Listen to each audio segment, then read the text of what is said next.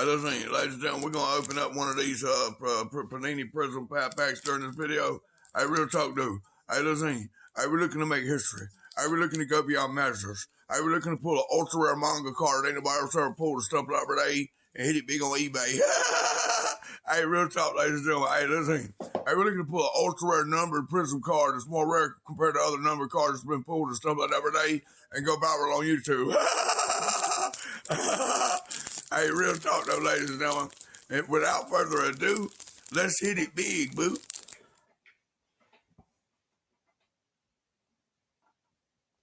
Here's the BBB&JOEB, and the BBB, baby, BBB&JOEB, rap cock and Joe Morelli, BBB&JOEB, and the BBB, baby, BBB&JOEB, rap cock and Joe Morelli.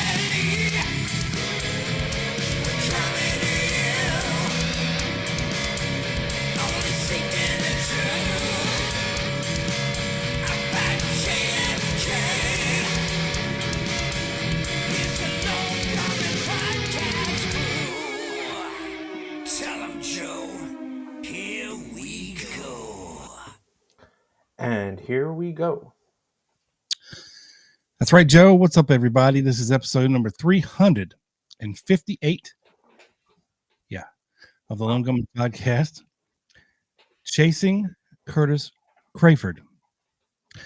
Now, the reason I named it this exactly is for those who are fans of the show. One of my most popular episodes ever was done many, many moons ago, almost 10 years now, called The Ballad of Larry Craford, in which we kind of went through the whole story, maybe tried to see if he was the person that actually shot Tippet, checking out these Ruby Oswald sightings that a lot of people, I'm pretty sure at this point now, mistaked Larry Craford for Lee Harvey Oswald at a glance, and then after the fact, they kind of look alike. Well, I saw Jack Ruby with Lee Harvey Oswald here. He was talking to him here. I saw him over there with him. Well, I saw him here with him.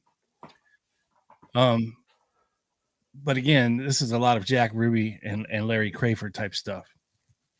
Now, what's interesting about the Larry Craford story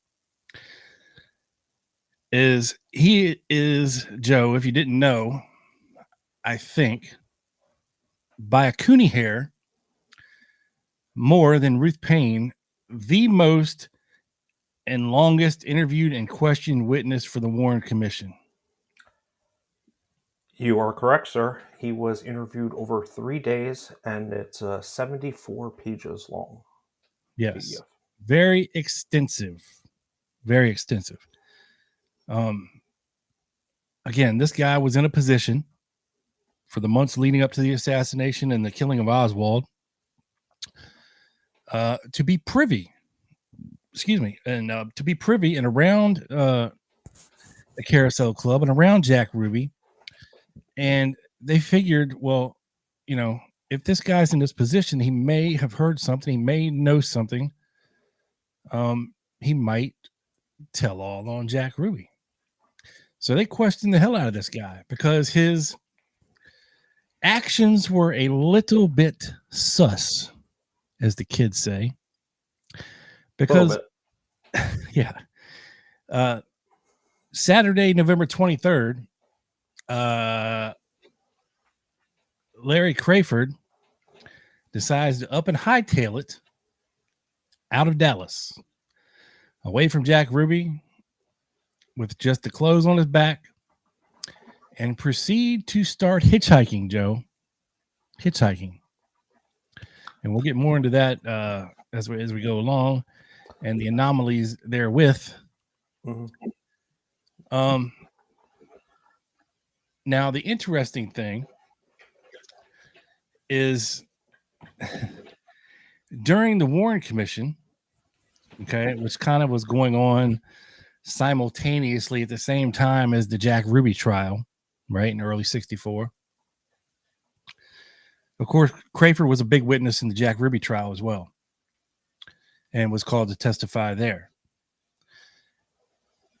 Interestingly enough, Joe, Larry Craford starts spelling his name back to its original spelling after 1964, meaning his actual name, his actual real and true name, folks, is Curtis Craford, Craford.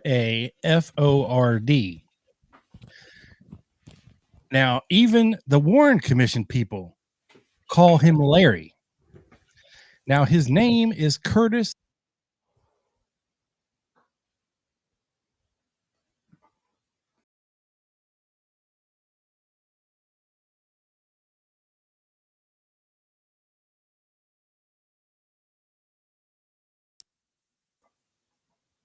Oh, okay. Oh, I lost you for a second. I thought I know the fucking thing. it's all good. So I was saying, this is the funny part. All right, he's born Curtis Laverne Craford, not Lawrence Laverne. Larry is short for Lawrence. It's a nickname. Right. Larry is not a nickname for Laverne. Okay, it's just not. You can't get there from here. Now, maybe in some alternate universe, you could maybe say it's a stretch. Okay, but as you'll see as we go on through here, his family calls him Kurt or Curtis. They don't call him Larry. So his own family and his own friends call him Kurt or Curtis. So here's what happens. For some reason, and we'll get into it a little bit more here, Curtis decides to start calling himself Larry, and the genius that he is decides to change the spelling of his last name by one letter, because all throughout the Warren Commission and the Jack Ruby trial, he's referred to in any paperwork you see, it's referred to as Crafard, Crafard. He's sometimes called Crawford, Crafard, but the actual spelling is Craford. Okay. So, Joe, why would he change his name to Larry and start calling himself Larry and spell his name different when he gets to Dallas in 1963? Now, there's a couple reasons he may do this. Number one, he's running away from something that's attached to his real name and doesn't want to be found. Or B, he's going to be getting into something that he shouldn't be getting into and doesn't want his real name out there. Right? Yeah. There's only so many possibilities as to why somebody would change their name and spell their last name a little differently. That'd be like me going by, I don't know, Peter Clark with an E on the end. You know? Now I'm a dick, so my nickname could be Peter. I don't know. But my real name is Robert Wesley Clark. You can't get Peter from Wesley, right? So that's the kind of trickery he's doing with his name, Joe, which doesn't make any sense unless you're running away from something. But we'll get there, I promise. And again, after the Jack Ruby trial, he changes his name. He starts going back to using the ORD name on everything. Hence, he's so fucking smart, Joe, that guess what? Well, The Garrison investigators can't find him and question him. The HSCA investigators can't find him or question him. And the ARRB can't find him or question him. yeah, he kind of disappeared, fell off the map after the He Warren didn't. Commission. He's hiding in plain sight by spelling his fucking name with one different letter. They're searching for Larry Craford. A-R-D, not Curtis Craford. F-O-R-D. Yeah. Right. I know he said that the army misspelled his name, and since they misspelled it, he kept that going forward. I know that's what he said. Well, he said a lot of things, and Yes. obviously he's a liar about He's a many, bit- many things. Many things. What makes him more sus than anything, right? Yeah. But again, Joe, he outsmarted them all. Yeah, I mean, he never faced any consequences other than a 3-day warrant commission testimony. Yeah, and a Jack Ruby trial Right. That you know, thing. hearing. Yeah. Mm-hmm. Whoa. Sally. Oh. Just bumped it up to be a covert operator. She was already a covert operator. Okay, yeah. She re-upped. Beautiful. And I guess that's a good time to welcome a couple people in, sir. Yeah, go ahead, Joe. I'll let you scroll. All right. Mr. Paul Cummings, good evening. Missed last week, was on vacay. We can never forgive you, Paul. You're dead to us. I'm just kidding. I hope you enjoyed it. Tiny is here early by 4 minutes. Or was here early by 4 minutes. Of course, the double B. What up, buddy? South to west, here we go. Mr. Robert, how are you, sir? Let's see. Sir Shoutout, good evening to our hosts and all present. Yes, thank you. Timothy Ryan, hello, ladies and gents. Hope y'all are doing well. We are. Big Tim. I can't miss Paul again, or he'll hate me forever. P.S. You have to see. Howdy. You don't want to get on Paul's bad side, Joe. No. Even though he might have been one of the people that picked Larry Craford up and took him to Michigan. Well, I'm just kidding. Kidding, Paul. I don't think you're... I don't think he's that old. No. He is a truck driver, though. That's why I said that. Okay. Turin Horse. Uh-oh. And Mr. Roger, our music. Yeah. Lee Harold. What's up, Roger? And let's see, anyone else that I haven't? Nope, I'm sure more will straggle in. But thank you, Sally, for re-upping and for everyone joining us tonight. See. All right, so back to Curtis, Joe. Old Curtis was born in 1941. So at the time of the assassination, he was a young, nubile 22-year-old. Yep. Although he looked like a 35-year-old. He does. By all accounts. He was born on March the 10th in Fairfield, Township of Fairfield, Lenawee, Michigan. His father was Hugh Edward Craford. He was 23 when he had young Curtis, and his mother was Alice Irene Rodeball. She was 21 when she had little Kurt. And don't know much about his I think we'll touch on his little army excursion here in a little bit. Yeah.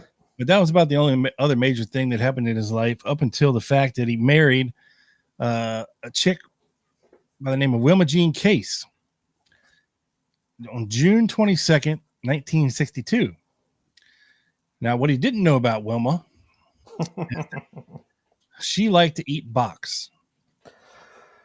Joe. Yes. In case you didn't know that. I did. I have that in a document upcoming. She was a fan of the flower, if you know what I'm saying. Yes. She liked women. And, of course, there's always this speculation that Larry Craford and Ruby had an intimate relationship. And, Rob, I'm going to get to a document. You're going to see The FBI thought so 3 days after Ruby shot Lee. It's in a document. But before we go, get the horn ready. Hold on. All right, sorry, I know. Okay, hit it. Bam. Double B coming in with 5 gifted memberships. And let's see which Scafoozas got it. Sir Shoutout, who I just commented. See, if you comment, you have a better chance of getting gifted a membership. Yeah, Is goes what I've up. noticed. It does. Daniel Plantagenet. Probably butchered that. Plantagenet. Yeah. Plantagenet. Light Tango. Glenn Rocks and William Kane. So, yeah, so you guys will have access to the last show that we've done every Wednesday night, which is available for Spooks, which would be 2 nights ago, which, if I say, Rob, was a pretty good show 2 nights ago. So if you go to our channel, not here, but if you go click on our channel and you go to the playlist section, you will see members only videos, and it will show you everything that you can access at your different various levels.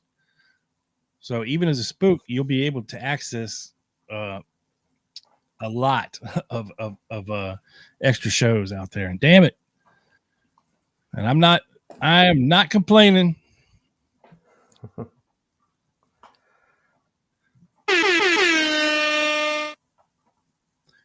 The double B comes through again. Smash that like button.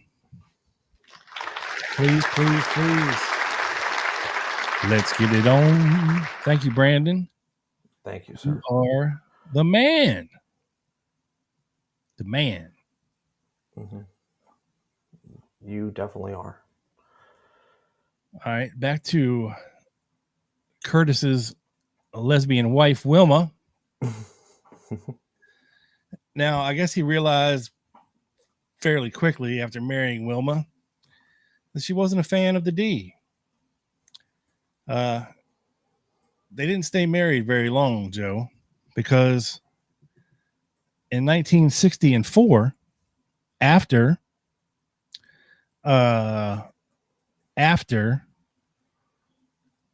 guess breaking up with, annulling, or divorcing Wilma, he marries Shirley Elizabeth Vorderstrass. All right, they were married in Vancouver, Washington on December 19th, 1964.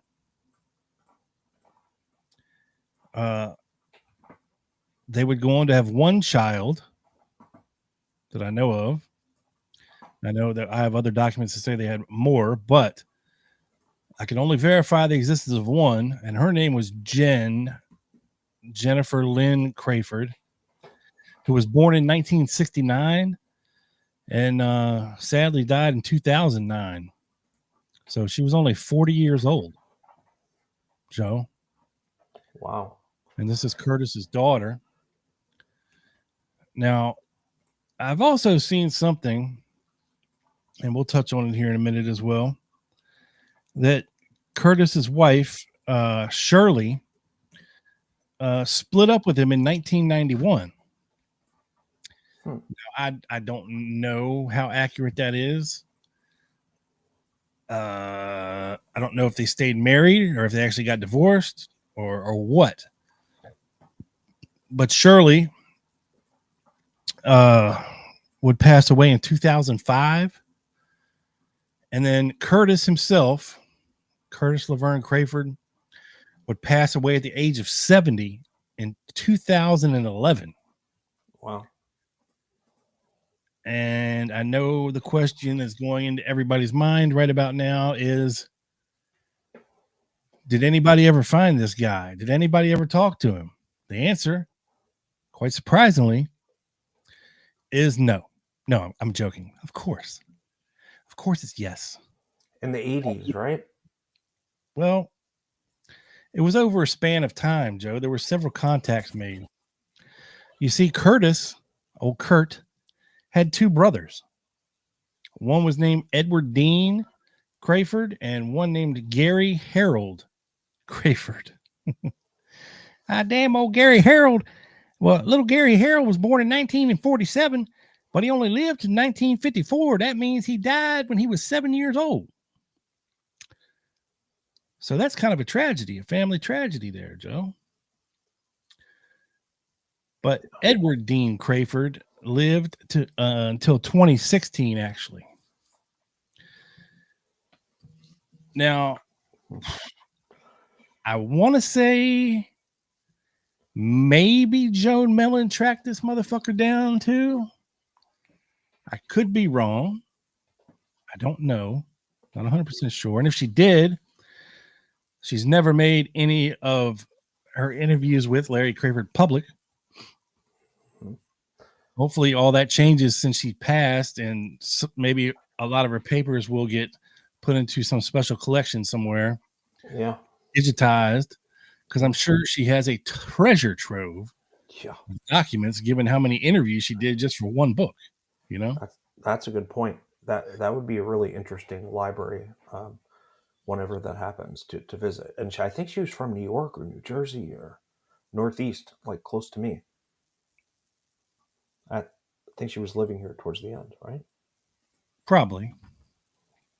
I think she was from New Jersey. I think, or teaching in New Jersey or something. Yeah, something like that.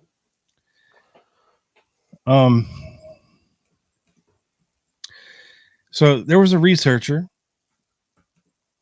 and I don't know if he's passed or not yet. You're killing me, Brandon, but I love you.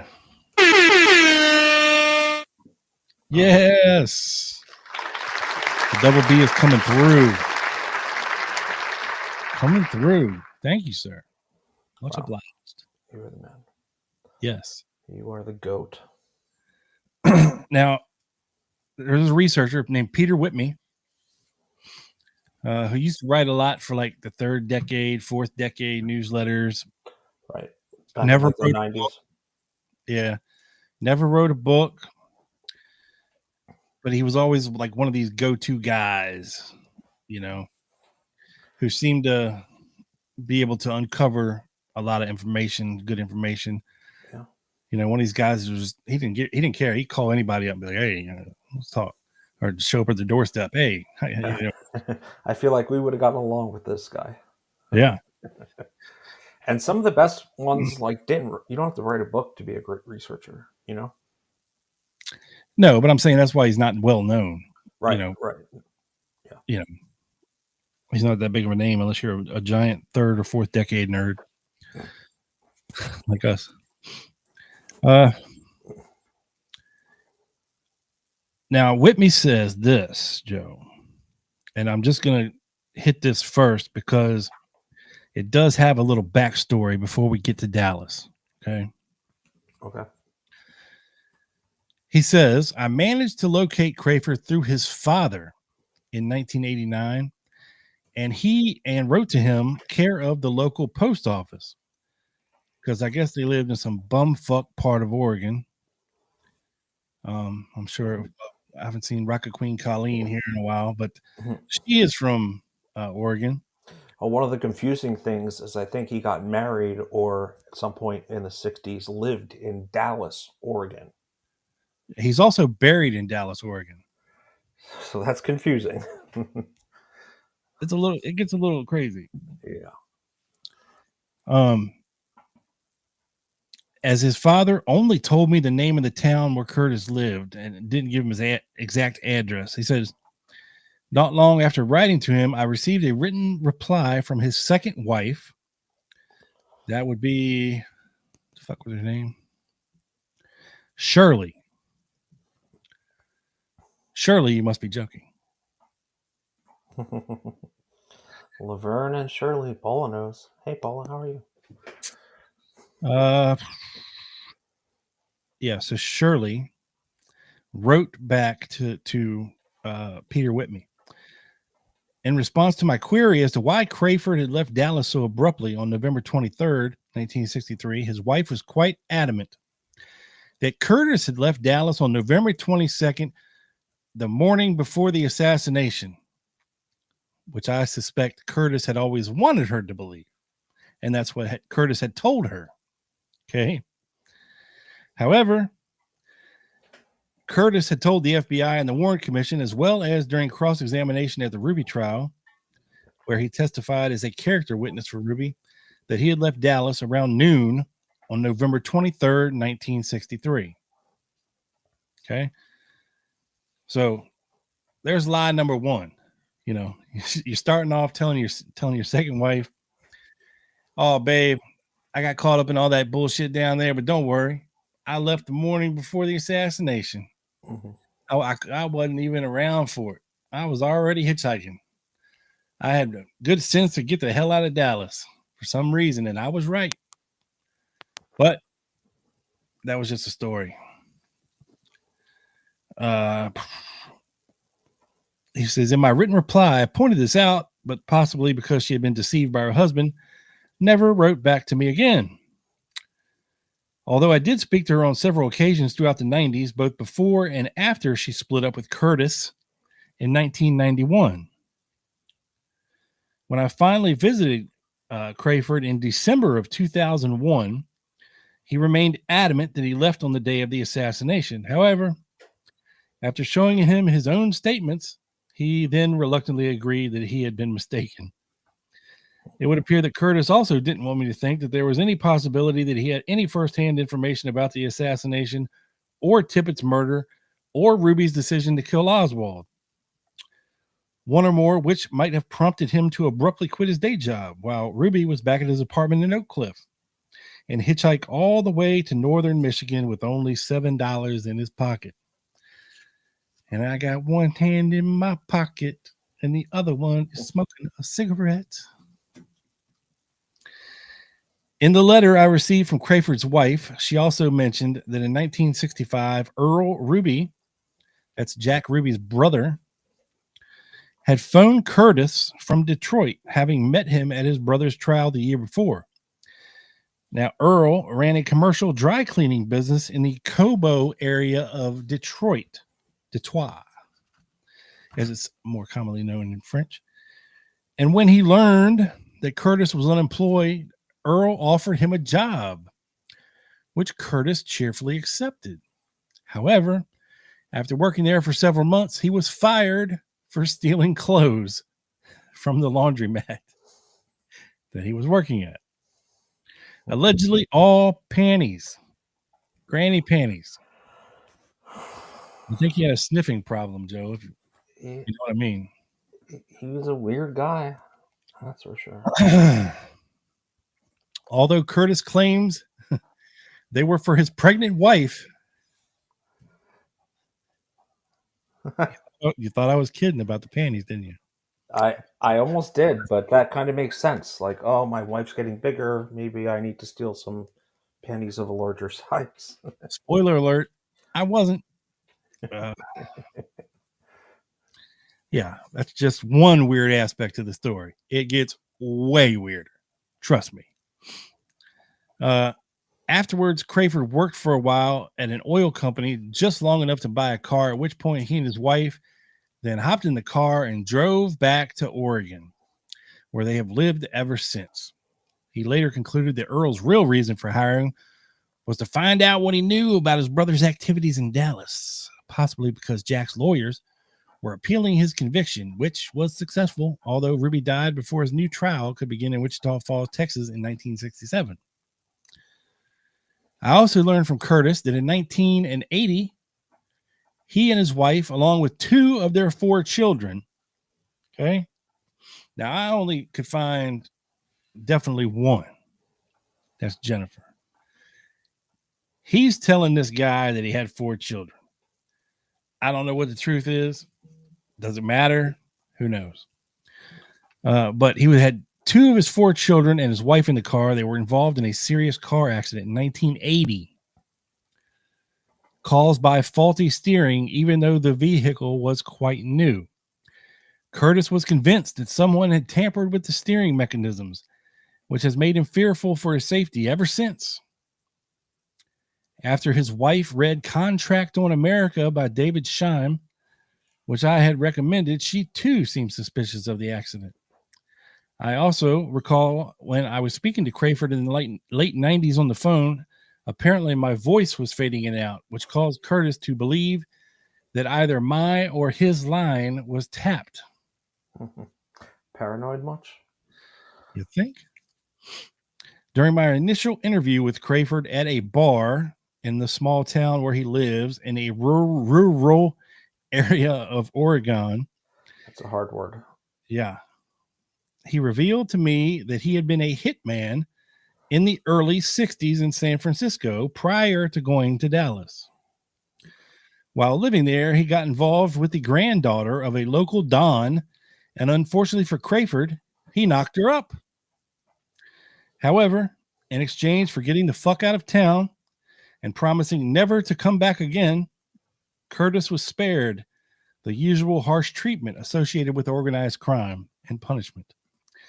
Although I was somewhat skeptical of Craford's claim, his older brother, whom I later spoke to by phone, confirmed what Curtis had just revealed to me. Earlier, after dropping out of high school in Dallas, Oregon, Joe, in 1958, he joined the Army, following in the footsteps of his brother, his older brother, who was by then a sergeant. Sound familiar, folks? It does. In November of 1959, he was abruptly released. However, after serving most of his 14 months in West Germany, where he may have been exposed to General Walker's anti-communist propaganda bullshit because of a medical problem of some sort. Despite, quote, having messed up, as he put it to me, he claims to have been selected for several covert missions as a demolitions expert, which took him over the Berlin Wall, as well as into Southeast Asia. He couldn't remember. It was either Laos or Vietnam. So he's in the Army for a cup of coffee a year, and he's pulling clandestine missions over the Berlin Wall into East Germany and in the jungles of Laos. And then all of a sudden they just decided to give him the boot. Yeah. That makes sense. He is a pathological liar, and at this point in the 90s, he's just going off. He's making a lot of things up, in my opinion, at this point. Yeah. He even showed me a scar on his leg, Joe, which he treated as a badge of honor. He said he got it on one of those operations, probably going over one of the walls. Craford was vague about whom he was working for, but emphasized to me that there would be no written records related to his covert operations. Yes, of course. You know what I'm saying, Joe? Yep. Yep.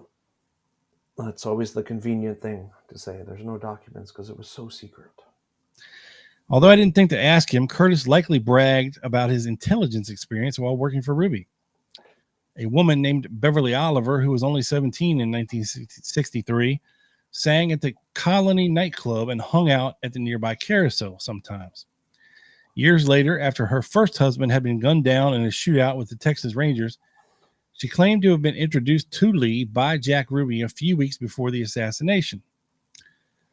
It's very likely that she was introduced to Larry and not Lee.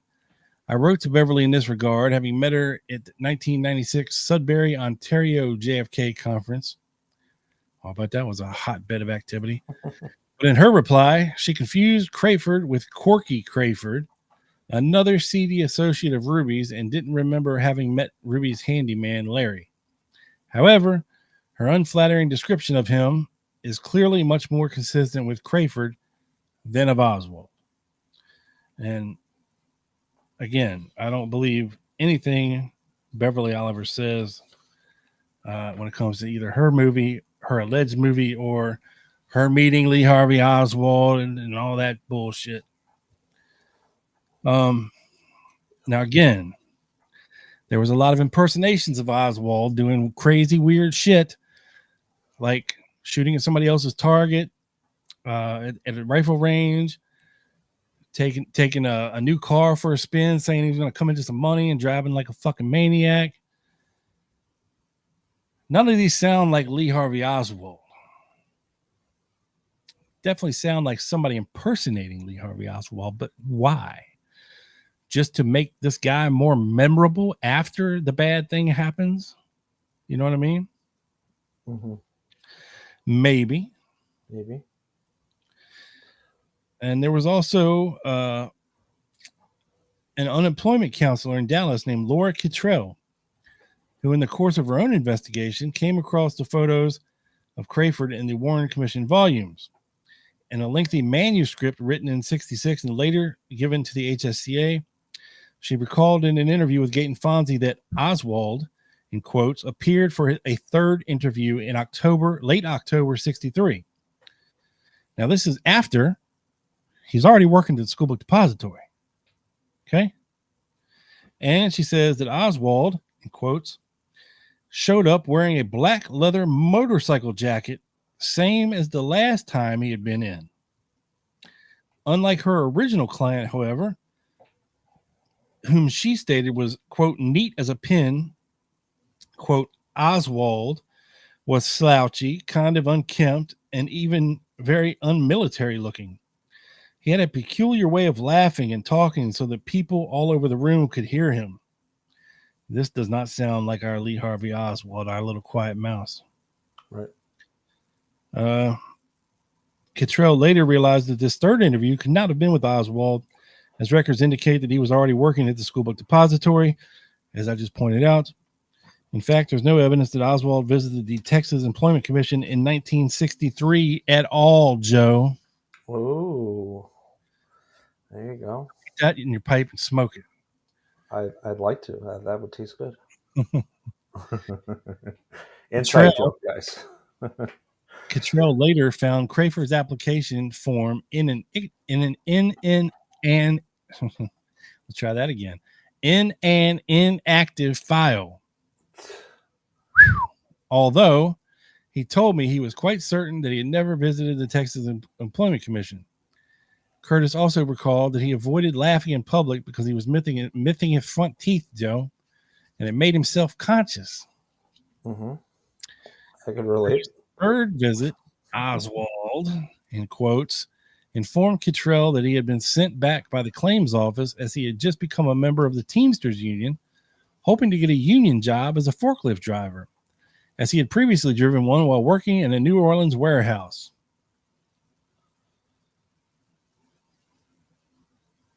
Yeah. Okay. However, Oswald did not produce a union card to verify said membership, claiming that it hadn't been sent to me yet. It's in the mail, Joe. It's in the mail. It's coming, I swear. The age-old excuse. I've used it before too. So Kittrell wondered if he could even afford the initiation fees, knowing that he had a pregnant wife and young daughter to support. It would appear from the evidence that it was not Oswald who visited the employment office, especially that Oswald did not wear a black leather motorcycle jacket. Instead, it was likely someone very familiar with Oswald's background, suggesting the person was pretending to be Oswald to once again make him look unstable. Even though Kittrell stated in her manuscript that the imposter might have been Crafard, by the time she was interviewed by Gaten Fonzie in 1978 at her home in Dallas, she must have decided not to mention Crafard, possibly expecting Fonzie to ask her about her suspicions. The lengthy summary of Fonzie's interview makes no reference to Crafard, nor does his notes, which he kindly sent me, along with the following comment in an email. I recall Kittrell and remember coming away from the interview with her thinking she went way up and way down on the scale of validity, but I had a tough time figuring what was up or down, and I don't recall anything about Crafard. So,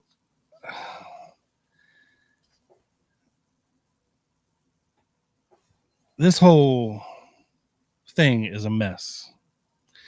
Is he an Oswald imposter? Could he have been the murderer of J.D. Tippet? Could he have been a grassy knoll shooter? Could he have been in the 6th floor of the book depository? I don't know. I haven't heard that one.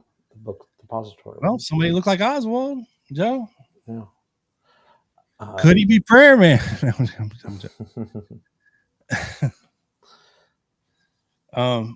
All this and more. No. So when Craford first came to Dallas, and here's where Joe will pick up the story, he stayed at the YMCA.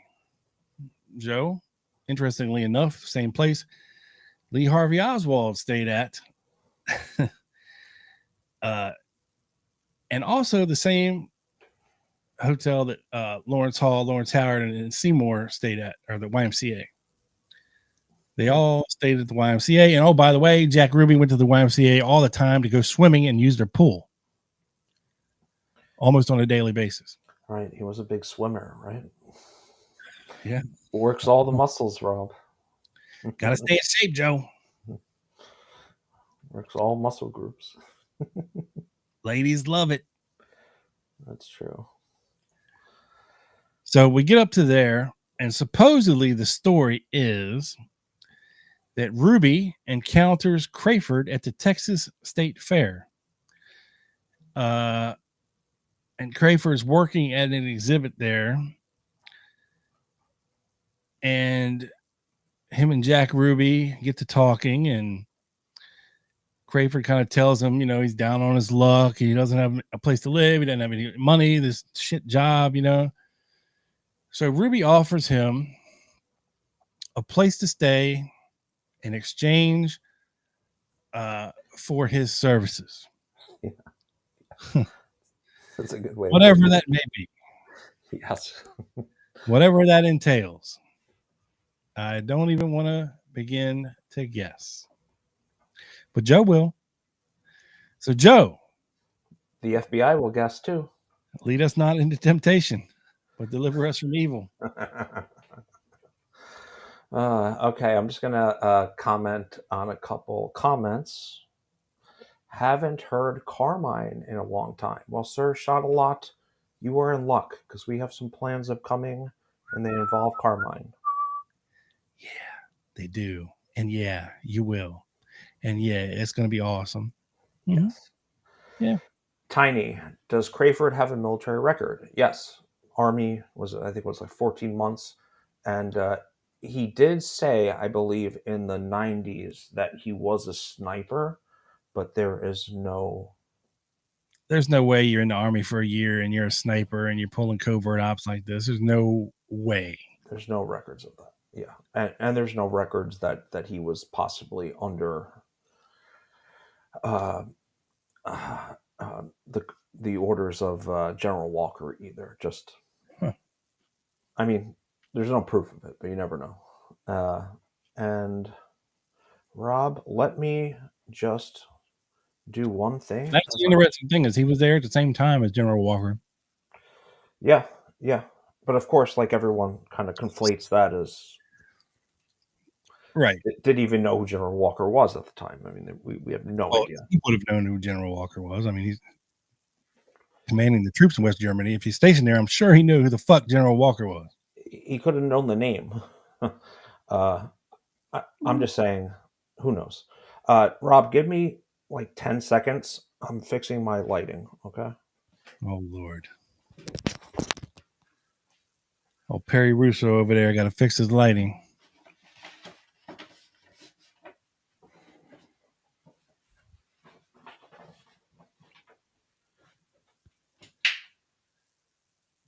Yeah, I don't know if his records, his Army records are out there, if it was part of the cache that got destroyed, back in the 60s or 70s, whenever that place caught on fire. So I don't know if his actual military records still exist. I don't know. I searched for them, not like super hard, but I didn't find them. And the article we are going to talk about in a little bit does not reference them, so I do not think they are available. If you could find them, I'd be happy to be proven wrong on that.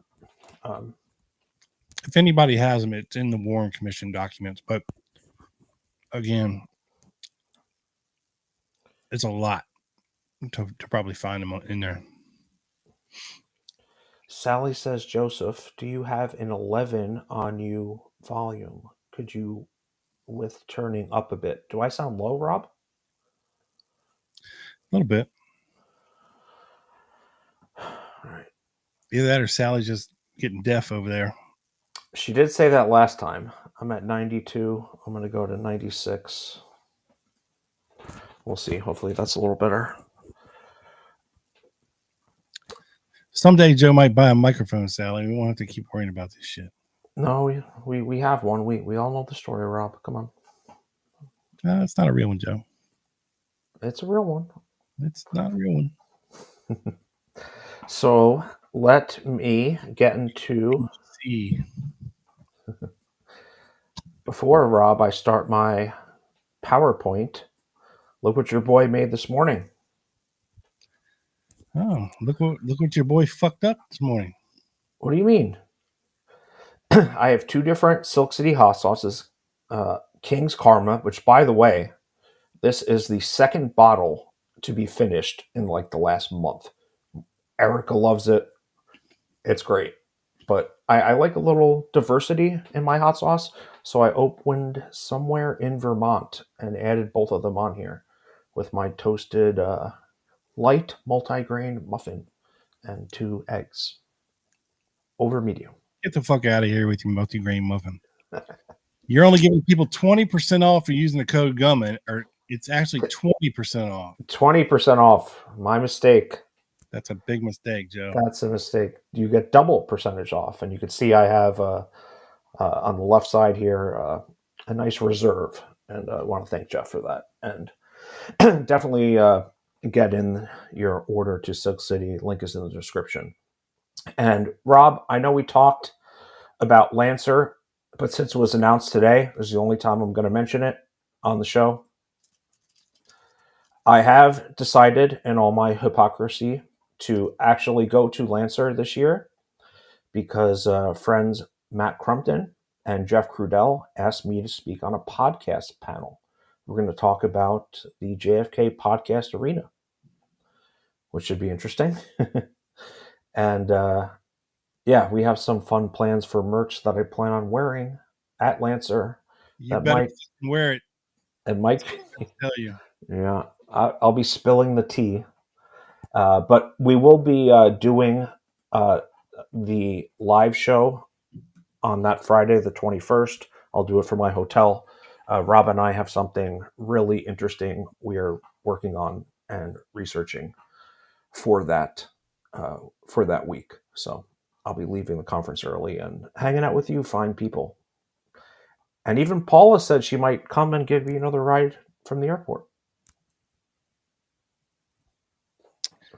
Well, that's Paula's own risk. So yeah, let's get into it. The HSCA has an interesting Ruby timeline that goes back years, but I'm going to focus on the Larry Craford section. And the first time Larry Craford shows up in the Ruby timeline is on March 10th, 1963. Larry Craford, who was living at the Carousel Club on November 22nd, 63, married a Dallas girl on June 16th, 1962, like you mentioned earlier, Rob, but has been separated from her for some time. He claims that she was a lesbian. She supposedly gave birth to a child in Dallas, but Craford does not think the child is hers. He rejoined her on March 14th, 1963. On March 14th. Real quick, Joe. Yep. That paragraph mentions that Larry was living in the Carousel Club.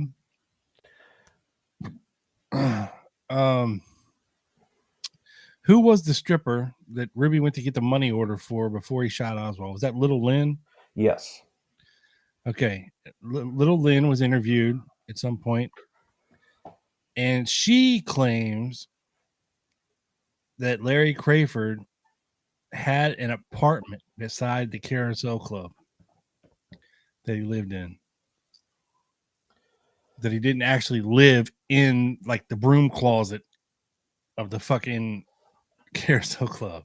Mm-hmm. Like that there was a separate apartment.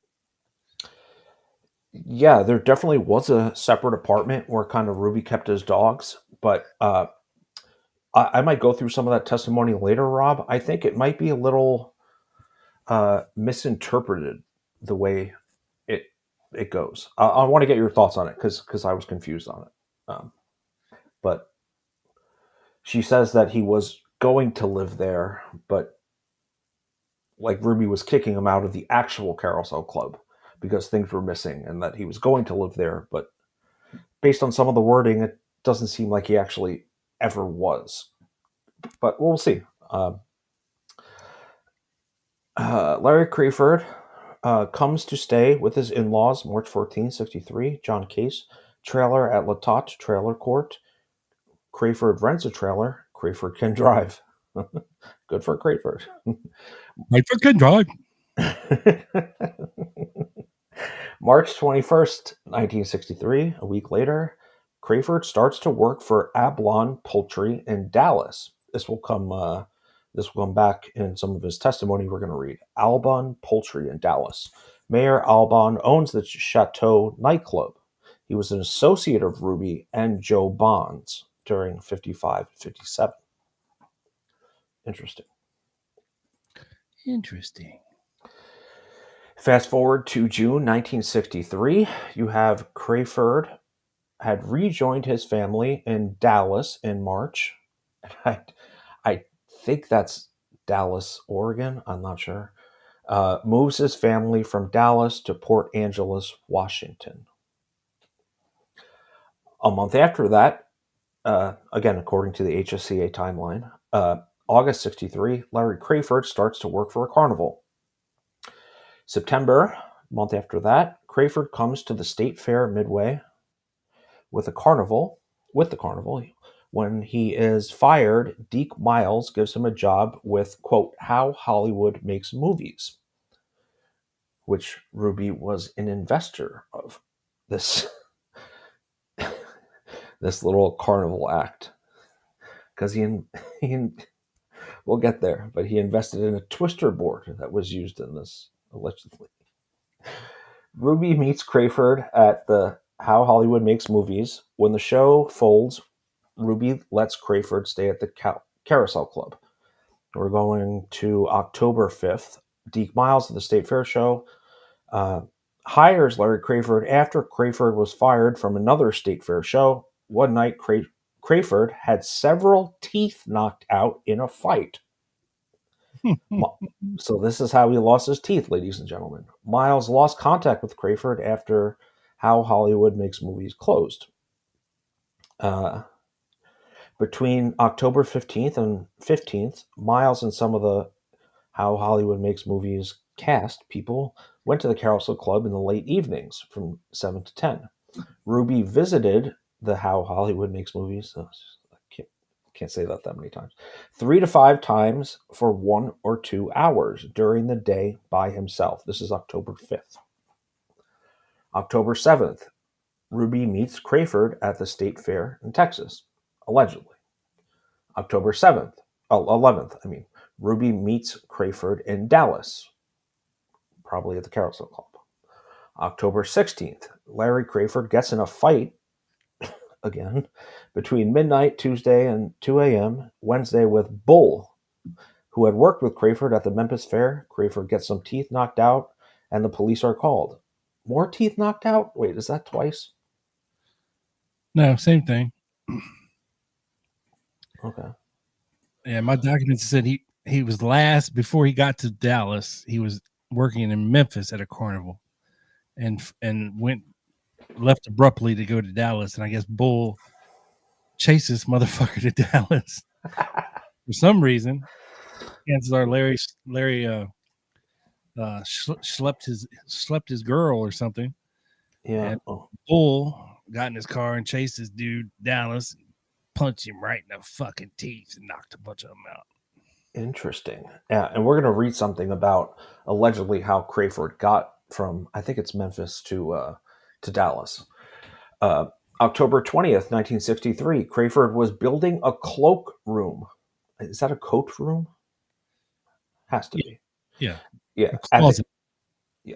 At the Carousel Club, possibly using the lumber from the defunct State Fair show, How Hollywood Makes Movies.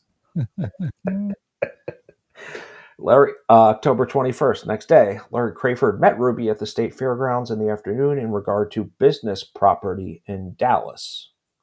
He made walls out of the unsold twist boards. Yeah, what can we use this for? Well, we need a new courtroom. Craford, this is November, and I guess it's October 31st and November 1st. Craford, who worked for Ruby between October and November of 63, said that Andrew Armstrong told him that he had worked for Ruby for 9 years. It just tells you how thorough this timeline is, Rob. Breck Wall calls bottoms up performer Eddie Parker in Fort Worth. Ruby drives his sister, Eva Grant, to look at the outside of the property that Jack is interested in buying for a new club. So this is interesting. Ruby in debt, as we know, behind with the IRS, is allegedly looking to buy a new club. You Well, gotta that's the wonder. riff, Joe. You didn't know that? That's the Of course. Yeah, I'm pointing it out. Yeah. November 1st, 63 is, I guess, the official day Craford starts to bankruptcy on one and buy another one and open it up and start fresh. Yeah, or use your sister Eva to buy it. Or your barman, Larry Craford. Yeah. He's young. His credit's not fucked up yet. But could you trust someone you just met at a carnival with that? Oh, We'll get there. I'm sure Ruby threatened his life if they ever double crossed him. November 1st or 4th, a list of names is left at the graphics studio by Craford unintentionally while he is ordering or picking up some printing. So I'm going to fast forward a little bit to the after the assassination, and what we'll get into some of what was happening on the night of the 22nd and the morning of the 23rd in a little while. But this is an FBI urgent teletype, November 27, 63, which would have been Wednesday, right? Wednesday after Ruby shot Lee. Investigation Dallas has determined that Curtis Larry Craford was employed by Jack Ruby, killer of Lee Harvey Oswald, from sometime in early October 63 until Saturday, November 23 last. Employees of the Carousel Club, formerly operated by Jack Ruby, made available a letter addressed to Craford.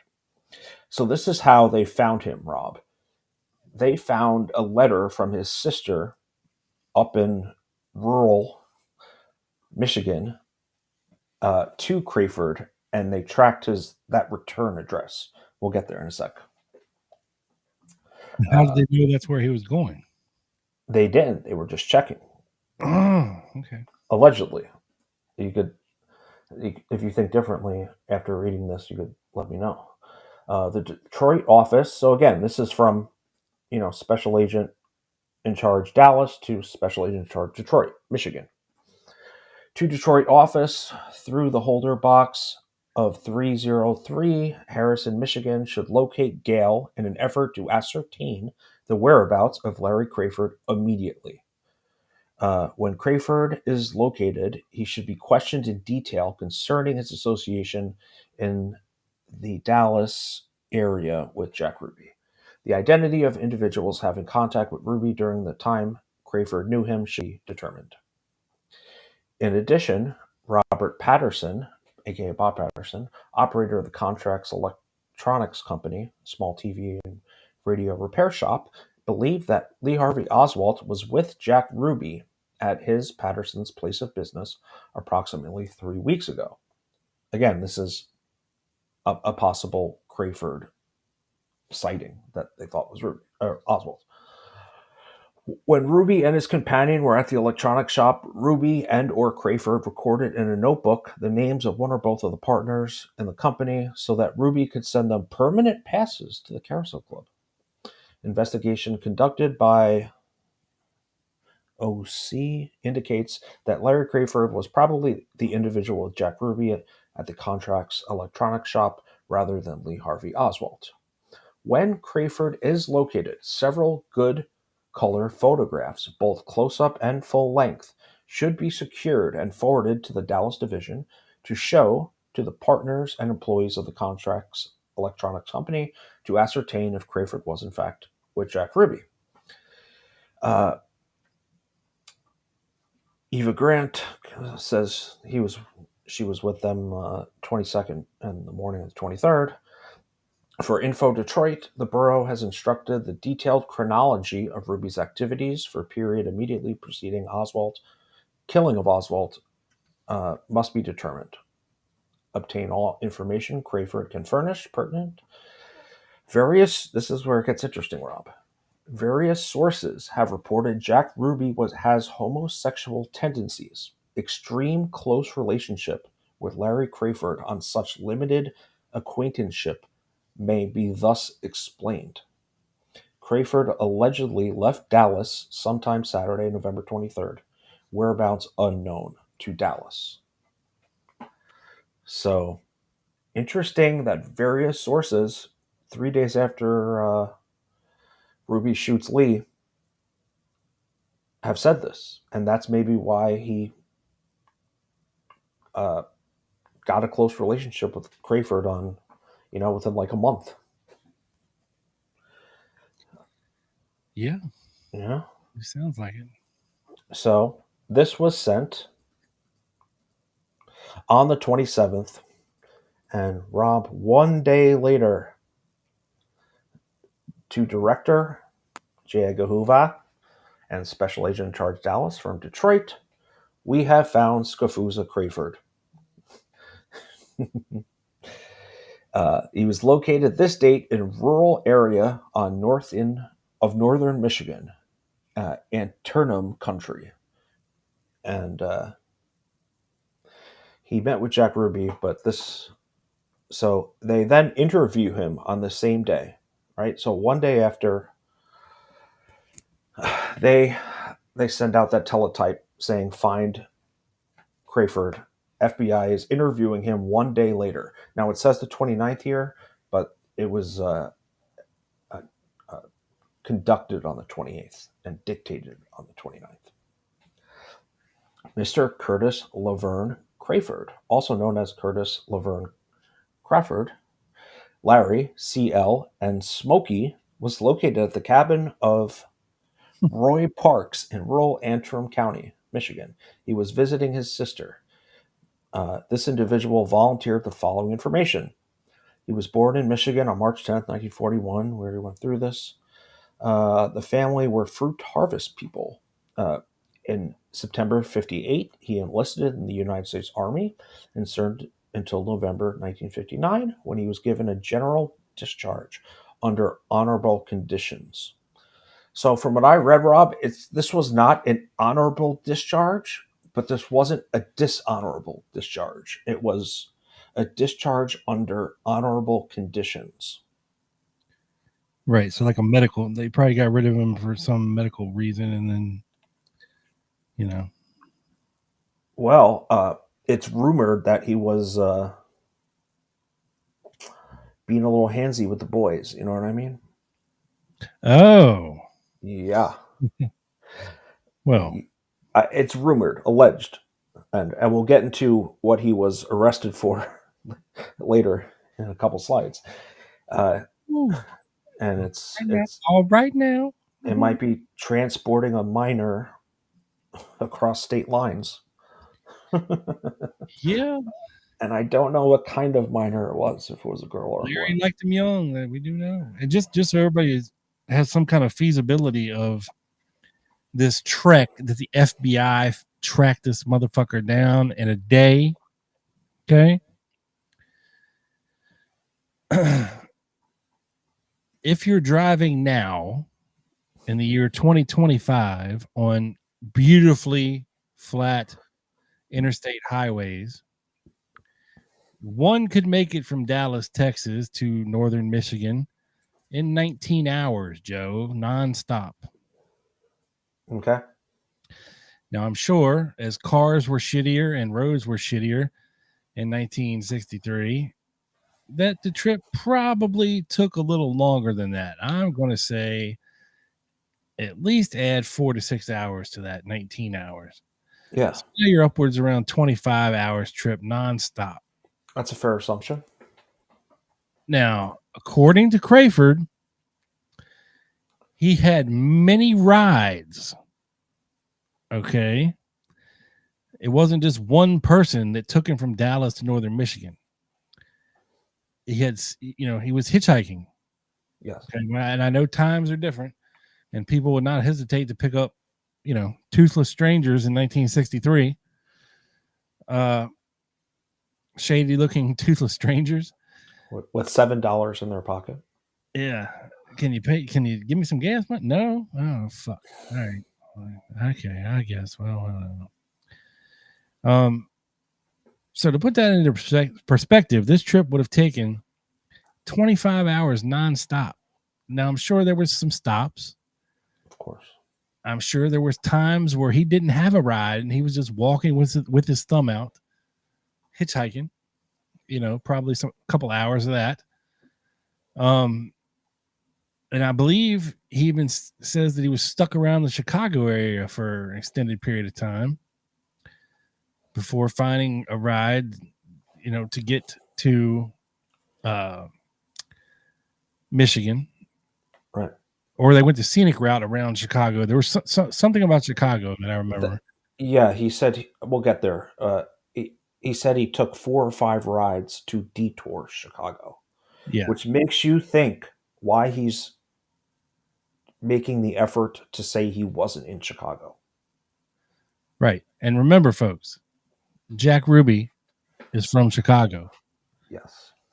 And all of his mafioso friends are in Chicago. Yes. Yes. And again, this is a 1,320-mile trip. We're not talking 500 or 600 miles. This is 1,320 some miles, roughly. That's a lot for the FBI to be able to say the next day, we got him. That's crazy. The pray continue, Joe. I just wanted to point that. Yeah. Point out that that's a lot of hours and a lot of miles for a hitchhiker. Yeah, and the Warren Commission and the article we're going to read coming up hammers down on the inconsistencies of his story on his journey back to Michigan here. Let's see. So he first went to Dallas in March 1963 to attempt a reconciliation with his wife. But finally, they separated in June 63 as his wife was a lesbian. This is written in the FBI reports when they found him in Michigan, which I thought was funny. And we're going to get even funnier here, Rob. During August 63, he started to work with the carnival and followed this work, which accounted for his being at the Texas State Fair in Dallas, Texas, on or about October 15th, which is kind of the later estimate. Allegedly, he was there by October 5th. He joined a carnival, which was named How Hollywood Makes Movies. This was run by Bob Craven of Hollywood, California, and he performed the duties of a roustabout. Step right up, folks. Step right up to How Hollywood Makes Movies. You'll see all kinds of crazy stuff, like how they hold a light and how they run the camera and how we stage fake fights. He lived in a tent on the fairgrounds and stayed with this show and another show, which was Rock and Roll Outfit, until the fair closed on approximately October 30th, 63, which, of course, according to the timeline from the HSCA, he started working for Ruby at about November 1st, although he was building the closets way before then. We're talking like pre-Beatles, so we're looking at Fats Domino. Come on, baby. Let's do the twist. That's why Ruby had the twist boards. Step on them. They kind of look like a dodgeball with a platform around the edges of it. And you would have to balance yourself on this twist board and do the twist on this board, Joe, and not fall over. Wow. That was the trick. That's crazy. We're gonna get this description right now. During the time he was employed with How Hollywood Makes Movies, he ascertained that Jack Ruby had approximately $150 invested, and on or about October 21st, 63, at closing time, he was introduced to Ruby by Deke Miles, another one of the backers. He saw Ruby 2 or 3 times during the Texas State Fair, as Ruby would check on the progress of the show. When the fair closed at about the end of October 63, Ruby hired him to tear down the stage and take it to the Carousel Club. There we go. In Dallas, Texas. He worked with a man. Pull the closet out of it. Oh, whoa. I'm just catching this, Rob. He worked with a man named Howard. Oh, no. Uh-oh. Uh-oh. Do we have Joe Needy's involvement? No, because it says right after that, a Negro. I know. I saw that. I was trying to just tease everyone. Although Joe Needy's was rather dark, olive skinned. I don't know if Yeah. you're a black guy or not. But Yeah, you never know. You never know.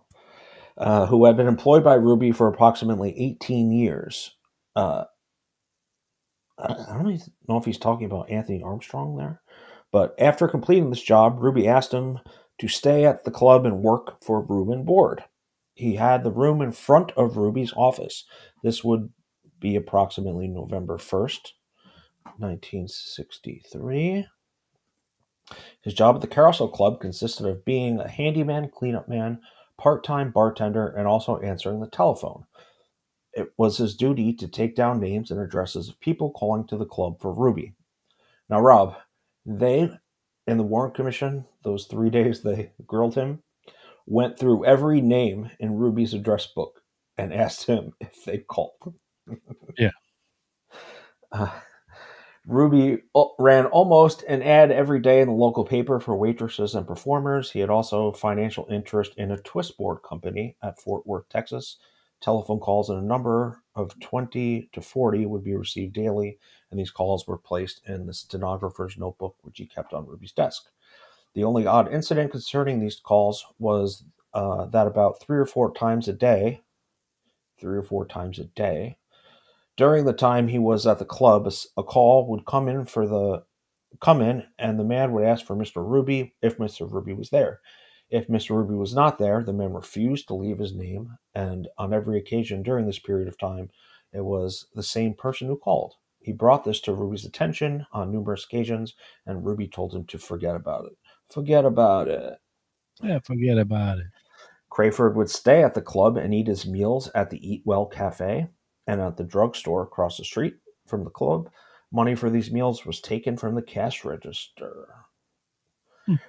Ruby also purchased his clothes from Goodwill store and gave him spending money. So he gave him clothes, spending money. Hey, here's the cash register if you need food. Go to the Goodwill, son. Here's $1. Buy yourself some new trousers. Yeah. Sorry about the mess on those. On November 2nd, 1963, he said he was awakened by Andy Armstrong, the bartender, at 11:30 a.m. by the way of telephone. He then dropped back to sleep, and shortly after noon, Andy came to the club, personally woke him up, and stated that the president had been shot. He had not heard from Ruby previously that date, and at about 1:30 p.m., Ruby came into the club and said the club would be closed that night and the entire weekend. He told Andy to notify the personnel and thereafter called the paper and placed an ad to that effect. Craford said that he was much surprised by this action as the club could not financially stand to be closed, and it was strictly his opinion that Ruby did this as a gesture to make goodwill on behalf of the public. And there is some discrepancies here, folks, about when Andrew Armstrong woke Craford up. Right. Because allegedly, Craford was an early riser, Joe. Yes. Like, this motherfucker didn't sleep until noon, right? He was normally up by 7 or 8 o'clock in the morning, or else you have to hear shit from Ruby. They kind of prepped the club in the morning. You know what I mean? And he also said that normally Andrew Armstrong didn't get there that early. No, 1 to 1 is what Andrew Armstrong said he worked. 1 p.m. to 1 a.m. ish. So there's a lot of fuckery with this timeline. The day of the assassination sounds like somebody's covering for somebody. You know what I mean? Yeah. putting them at the club, at the time of the assassination. Yeah. And you have to think, like, Andrew Armstrong, the African American worker that was in the employ of Ruby, was Ruby trusted him a lot. A lot. As far as he could throw him. I mean, he had him like the safe, he had access to the safe, I believe, and to the cash register. It wouldn't be. I could see them covering for Ruby and being loyal at this point still. Yeah. Oh, Mr. Ruby, I didn't see nothing. I Hmm. ain't see nothing. You tell me okay, I was here. I woke him up then. Whatever you say, boss. Yeah. I definitely think that's a plausible situation. So, finishing on this FBI interview of 11/28 of Larry Craford, uh, uh, Ruby left the carousel at about 3:30 p.m., being described by Craford as pretty well shaken up. They knew this Friday. They knew at that time there was an arrest of a suspect, but he could not recall the name of any person being mentioned. However, the name of Tibbetts, J.D. Tibbetts.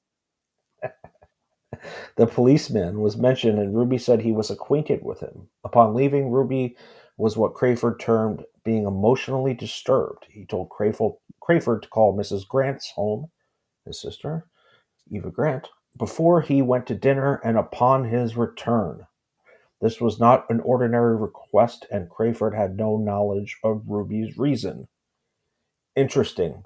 So, was Ruby expecting to get popped at this dinner?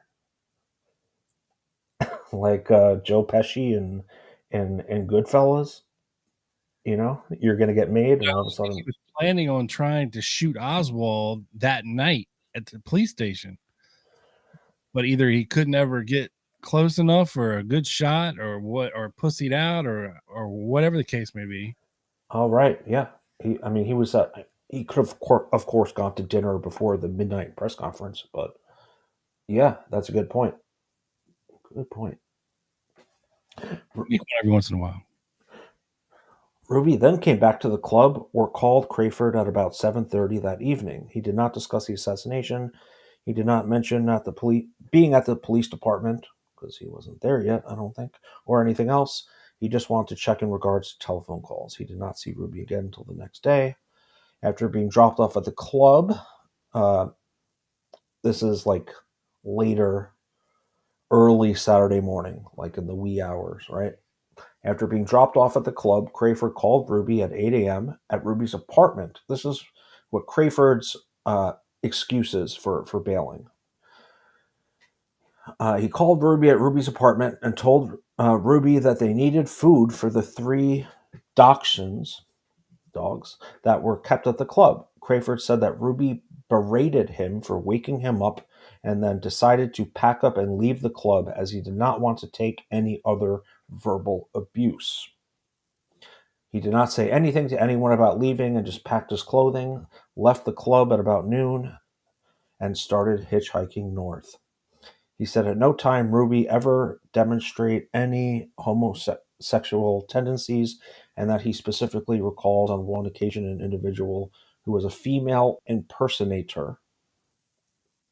I think that means trans. Made a request for employment at the club, and Ruby became infuriated. We were just called cross dressers back then, Joe. Yeah, that's true. Drag queens. Yeah. Ruby became infuriated at this request and said that type of act was repulsive. Interesting.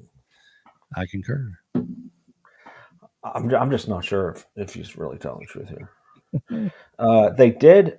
So those pictures of him in the jacket that you showed earlier, Yes. those were the pictures taken by the FBI when they Yes. found him, right? Yes. On the 28th. And they say scars, 1-inch scar, calf of right leg. Okay. Well, that's one he was very fond of showing off to Peter Whitney. Yeah. Yeah. But I mean, we know Vietnam really geared up after this whole thing, right? After Kennedy. So I know he said he was in Laos and doing all this special operation stuff. I don't buy that at all. half-inch scar center of upper lip, which will become consistent because a lot of the people will say he looked like Oswald, but he had a scar on his lip. Arrests. Police Department, Ohio, 1961, taking a minor across a state line. No prosecution, though. He didn't fuck her, Joe. He just drove her across a straight line. Or him. Yeah. Police Department, Dallas, Oregon. Here we go. January 1963. Drunk and disorderly. Fined $25 in 3 days. 3 days in the tank. The drunk tank. Marital status. Separated. Wilma Jean. Son, Robert Gerald Craford. Born March 1st, 63. So this... That's lesbian's baby that he didn't think that was his. Yeah, interesting that the FBI does, or he told the FBI, probably, right? Well, she named it that, so I mean, it is that. Yeah. Craford explained that his surname... Back in the day, Joe. That's true. Craford explained that his surname is Craford rather than Crawford, as is the rest of the family, because when he entered the army, his name was misspelled Craford, and he has considered this his name ever since. But he never legally changed his name. Yeah. He just went by this name. Yeah. So that is a really interesting first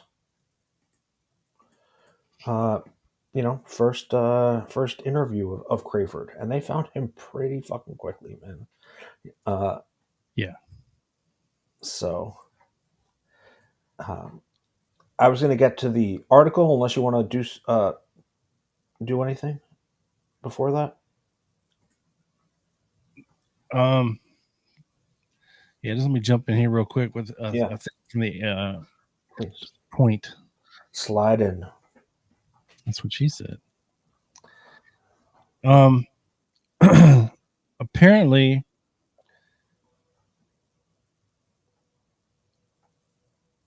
there was an investigation done by the Dallas FBI on December 21st, 1963. And I don't know how they got this information or where it came from or whatever. But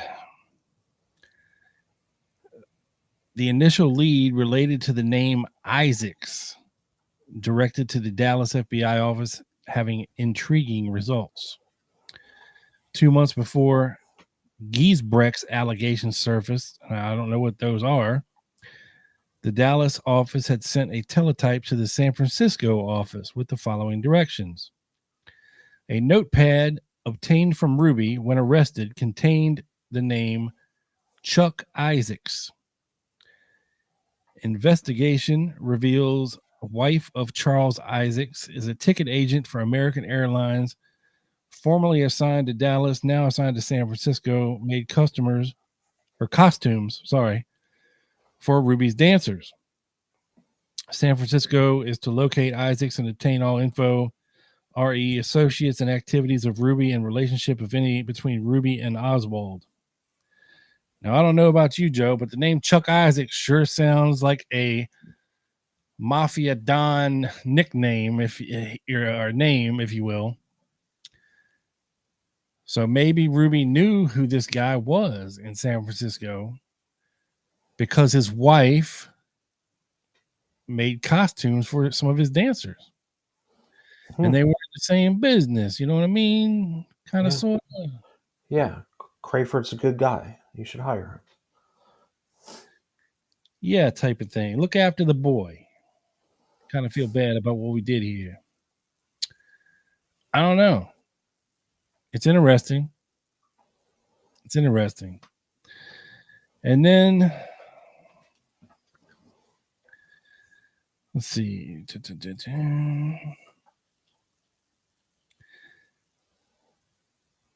Yeah, again, like I said, the HSCA was looking for Craford but couldn't find him because of the last name. Bert Griffin, when he was and he was one of the Warren Commission lawyers, Burt Griffin.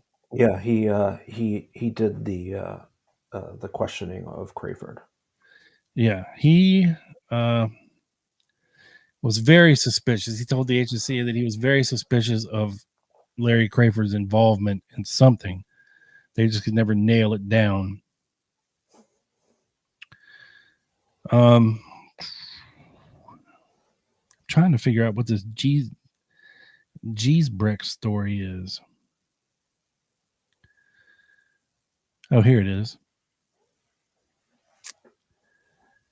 The New York FBI office sent an airtel to headquarters on March 4, 64, with copies sent to Dallas, Kansas City, Las Vegas, Minneapolis regarding a Richard Giesbrecht, indicating Mr. Isaacs, age 59 and an employee of the Department of Welfare for 30 years, had never been to Texas and was working in his office on November 22nd. He was not familiar with the names Hoffman, Hauptman, or Romaniuk, and didn't recognize the descriptions of men overheard or being seen by Giesbrecht. He did not own a car and knew nothing about a 58 Dodge or possibly Mercury car. He had never been to Kansas City or Winnipeg. In regards to his connection to the Oswalds, Isaacs indicated that he had been contracted by the U.S. State Department and asked to assist in the relocation of the Oswalds to Texas when they arrived in New York from Russia. So, not a San Francisco Mafia Don. This guy, Isaacs, was in charge of relocating the Oswalds from New York to Texas. And, oh, by the way, his wife just happened to make costumes for Jack Ruby's dancers. Wow. Because Isaacs doesn't stick out to you as like Italian mafia. You got to wonder if it was like, Jewish mafia under Lansky or something. Well, they said he was with an employee of the Department of Welfare for 30 years. So he's a government employee. I see. So maybe nothing. Maybe nothing, maybe something. It's odd, however, for sure.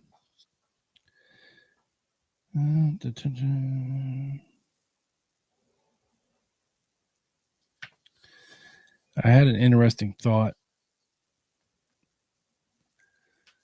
And it occurred to me, since we're talking a little bit about the HSCA here, Joe. Okay. And tell me if I'm wrong. And we're going to go off topic here for just 1 second.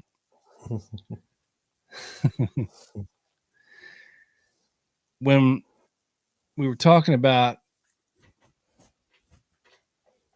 Joanides being brought out of retirement, as the story goes, well, which we actually know is not true. And we pointed that out. Thank you, Doug. Yes. And he was brought in the middle of 1978, right? Yeah, June, I believe. Yep. Okay, and they were done by January 1979, right? Yep. So he was only running interference for the last 6 months of the HSCA investigation. Yep. Now, I will point this out, that the final report of the House Select Committee on Assassinations was released on March 29th, 1979. Okay? Okay. Joe, the committee was formed in 1976. Okay? Yep. Which means they were actively investigating things in 76, 77, 78. Now, at some point in 1978, you got to stop because you have to write the final report. Yeah. Right? Yeah. You can't just shit out a final report in like 3 months. No, yeah, you can't keep interviews going in December of 1978, for example. You know what I mean? Yeah. And we know they were starting to shut down these investigators' interviews like Gate and Fonzie and Burris and Delsa. They were shutting these guys down in 77 and as early as 77 and early 78. Yeah. So Joanides, where was Joanides at in 76, 77, and the first part of 78? If he was so scary, integral to keeping, to run interference, and to keep secret certain documents for the CIA. I have that answer. Well, it was a rhetorical question, but I'm interested to hear your answer. Okay. In January 19th, 1976, Mr. Joanides was selected to head the East Asia Division's Operations Evaluation and Management Staff, a larger assignment for which demonstrated managerial ability qualified him well. This is his Medal of Merit from the CIA summary.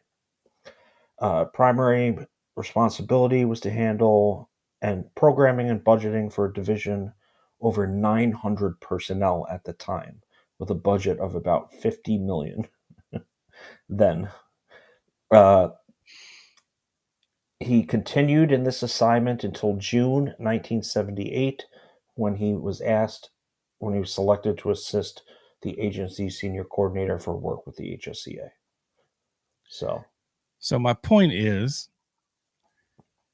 if they were so worried about the HSCA uncovering anything connected to Oswald, to the CIA, to the DRE, whatever you have, if there was anything there that they were worried about,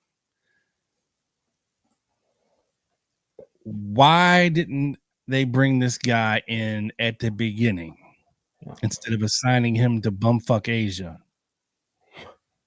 Yeah, interviews and have already been done and reports filed. Yeah. So again, the narrative of they brought Joanides in from retirement to make sure that the HSCA didn't get their hands on any important documents or go down any certain roads. By the time they brought this guy in, they've pretty much already done their investigation. They were just wrapping up. They bring him at the tail end of this thing. So again, if there was something so scary important to hide, why didn't they bring him in 1976 instead of assigning him to, bumfuck Western Hemisphere Asia? It's a good point. Just saying, nothing about this whole narrative, the Joanides Morley narrative, makes any sense the more you dig into it and start really ripping it apart. But I digress, Joe. I digress. Well, I just wanted to point that out as just another reason not to take a bite of this nothing burger. And I'll just leave it there. Back to Curtis. Fun fact, Rob. Erica brought me back. It wasn't a nothing burger because it was a pretty good burger before the show. Welcome to Good Burger. From her tennis club. Can I take your order, please? But yeah, so there was recently 2 articles published on Rob's favorite site, of course, Kennedy's and King, about Craford by this guy. What is his name? John Washburn.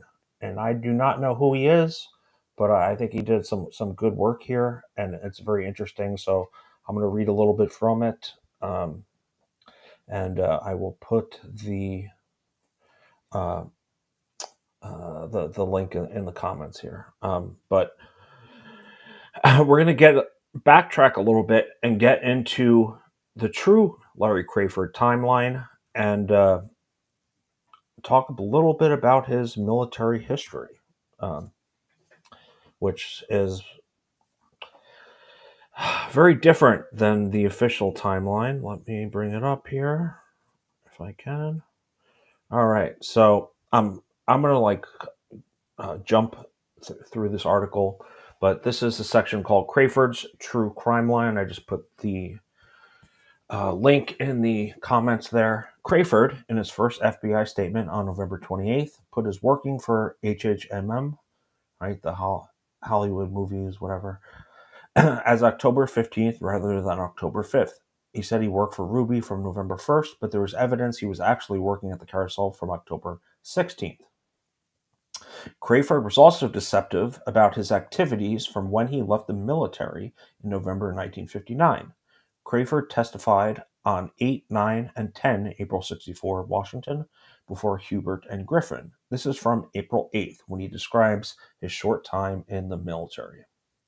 I was in Fort Ord for 2 months, and then I went to Presidio, San Francisco, where I was stationed at Presidio. What would I do without you, Rob? Not like a scafuza? Yeah, I'm pretty sure I still am.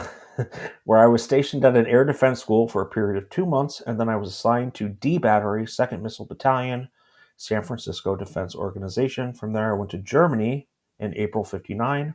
I was transferred to Germany to Desley Kursen. And I was stationed with D Battery, 2nd Missile Battalion there. I stayed there until November 1959. Then I was transferred back to the United States, where I was discharged in November of 1959. Hubert, how long did you serve altogether? 13 months. This is the author now. Craford then described staying with his sister in Michigan for 7 months, which takes us up to July 60, working casually in pulp wood cutting.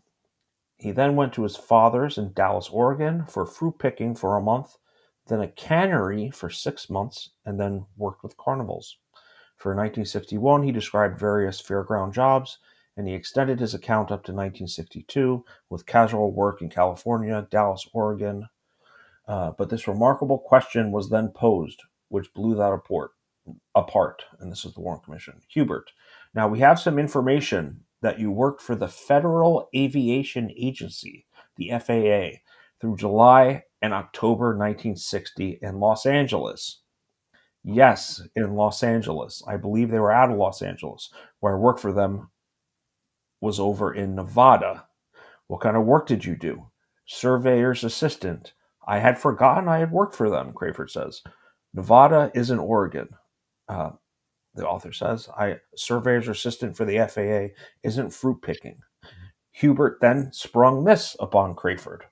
Do you remember working for the tier plating company, Dallas, Texas? Yes, let's see, Craford says. I believe it was. I am not certain of that. That was between April and June of 61, was it not? I believe so. The way I traveled around, I had a lot of jobs. I even forgot about almost all of them. Tier planting was based on Wyche Boulevard between Love Field and Parkland Hospital, interestingly enough. Capping all of that, it wasn't until Hubert then brought up that Craford had also been in Dallas, Texas in 1961, working for Ablon Poultry, which I told you to remember earlier, that Craford revealed that he was married and had met his wife in Amarillo, Texas in 61. Did you ever work for Ablon Poultry? Yes. This was after I was married. This was where? In Dallas, Texas. At the time, I was residing at the Latot Trailer Park with my wife and family. I was married June 62. Your wife lived with you for some time in Dallas, Oregon for about 6 months, from June 10th until December. When were you married? Married in Dallas, Oregon. He met her in Amarillo, Texas. Just skipping a little here.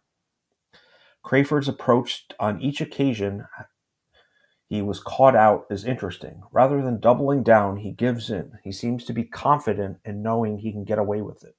The HSCA timeline, which I went over earlier, also sets out that Craford was in Dallas from March 10th, 63, and from March 21st at Ablon Poultry and Eggs. And so And this is another next paragraph. Lead 4. Craford didn't hitch to Dallas or arrive with the state fair. He was driven from Memphis by a staff member, sergeant of an airbase. So, interestingly enough, after he's kind of like medium discharged from the Army, he's working for the FAA doing aircraft stuff in Nevada, which, of course, think like Area 51. Like, there's a lot of aerial experiments going on there, right? So I've always thought of Craford as this toothless Scafuza Cardney, but maybe there's a lot more to him.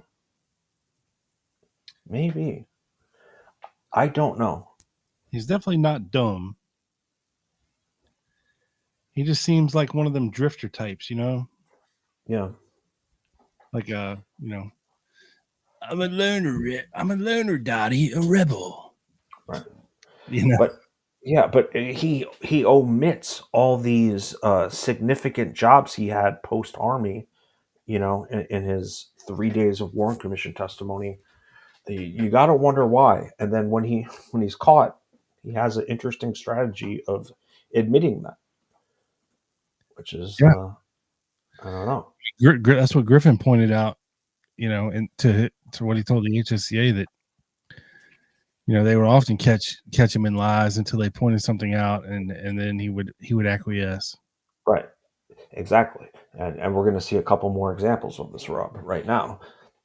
How Craford got to Dallas in October '63 also has irregularities. Mr. Washburn writes. Craford, I traveled to Dallas, Texas. Hubert, how did you travel? With a friend of mine, Mickey Spillane. Mickey who? Yeah. Now, wasn't Mickey Spillane like a Mafia writer? No, I think it was a cartoon. I think it was a cartoon. We'll get there in a little bit. Yeah, the author clarifies this. Google while you go. Yep. No, it gets there in a little bit. You don't have to. Well, no. Whatever you have is wrong. Because he was an American crime novelist. Okay. Not a cartoon. Okay, I'm sorry. You're welcome. Thank you, sir. And see, that's why I keep you around, sir. How do you spell the last name? So he switches it. Corday, Corday. How did you travel? With them, you know what I mean? He is, and you don't think of Craford as like smart enough to fuck with them, but he is. How did you travel? And Hubert is like, his antennas are up. This is why he was questioned for 3 days. Craford traveled down in his car. Where is he from? Do you know? I don't know where he's from. Do you know him prior to this time? I had seen him prior to this time and heard of him prior to this time. I mean, it wasn't a hitchhike, Hubert says. No, sir. I met him at the fairgrounds in Dallas, Texas, or in Memphis. Craford appears to be playing Griffin with a Mickey Spillane, a character from detective fiction. There you go, Rob. Hubert was astute in breaking the hitchhiker narrative, but also how can Craford have met the man who took him on a 9-hour drive to the Dallas Fairgrounds at the Dallas Fairgrounds? Although he does say or in Memphis. I'm not going to read that. So I'm going to go to part 2 here, and we're going to now go to the flight. The incredible journey. How did Craford get to Michigan, Rob? And this is also by Mr. Washburn. Craford said that he took routes 66 and 77, passing by Oklahoma City, St. Louis, Missouri, then the outskirts of Chicago, Illinois. From there to Lansing, Michigan, Mount Pleasant, and then Clare, Michigan, where he arrived at 9 p.m. on Monday, November 25th. He stayed with his cousin, Clifford Roberts, a total distance of 1,282 miles. Craford said that the 59-hour trek began when he decided to leave downtown Dallas at 11 to 11:15 on November 23rd, that Saturday. He had only $7 on him, which is kind of like about $70. He was carrying 2 bags, so he did have some clothes, Rob. according to this, and he walked 15 to 18 blocks until he hitched a ride. Okay? Remarkably, he said his first ride was from a person he knew from the state fair, but did not know his name. Back to Warren Commission. Hubert, did you walk there? Craford, I walked about 15 or 18 blocks, I think it is, and a guy I had met at the fair picked me up. He saw me. Did you arrange for him to pick you up? No. He was going by, he saw me, and he recognized me. What is his name? What's that? What is his name? I don't remember what his name is. He worked there for a while. I never did know his name. I don't think he knew my name. He recognized me as having worked there. You were on the highway hitchhiking at that time. That's right. Did you have a bag? Yes. How large was it? It was a regular satchel, and I had another bag. Hubert elsewhere displayed incredulity about the tale of rides and the fact that Craford said he had $7 leaving Dallas. Assuming the first ride from Dallas was around noon, with Craford saying he arrived in St. Louis around 6 a.m. on Sunday, that was 705 miles in 18 hours, averaging 39 miles an hour. Not that fast. Then, he said, he did St. Louis to the Chicago outskirts. I measured the distance as Country Club Hills, where the road bears to Michigan, at about 284 miles. He told Hubert he arrived there at 2 p.m. on Sunday. That's 8 hours, averaging 35 miles an hour, and the whole Dallas to Chicago journey, averaging 37 miles an hour. After that, his description of getting from the Chicago outskirts to Clare breaks down. As to Lansing, 212 miles, then 6 other miles to other places in Michigan. That's 31 hours, averaging 9 miles an hour. Was he jogging? He averaged 35 miles an hour. Had he averaged 35 miles an hour, he could have done it in 8 hours. But Craford did not describe any long stops, sleepovers, or waits for lifts. He described near continuous travel. Hubert picked up on that the final 16 miles from Mount Pleasant to Clare, according to Craford, took 12 hours. There's 16 miles. I mean, Christ, you could walk 16 miles in fucking 12 hours.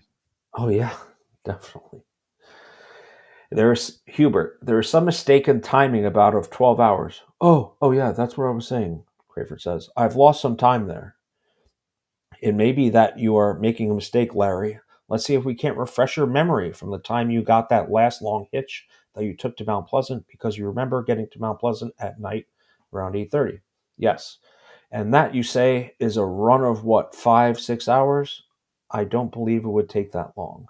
So if you got there about 8:30 at night, Hubert says, then either you didn't get any hitches for a long period of time or something else happened. I'm just trying to, because you told us, and if it is not so, why we want you to correct it. Everyone can make mistakes, Hubert says. You said you picked up this ride at 60 miles outside Lansing.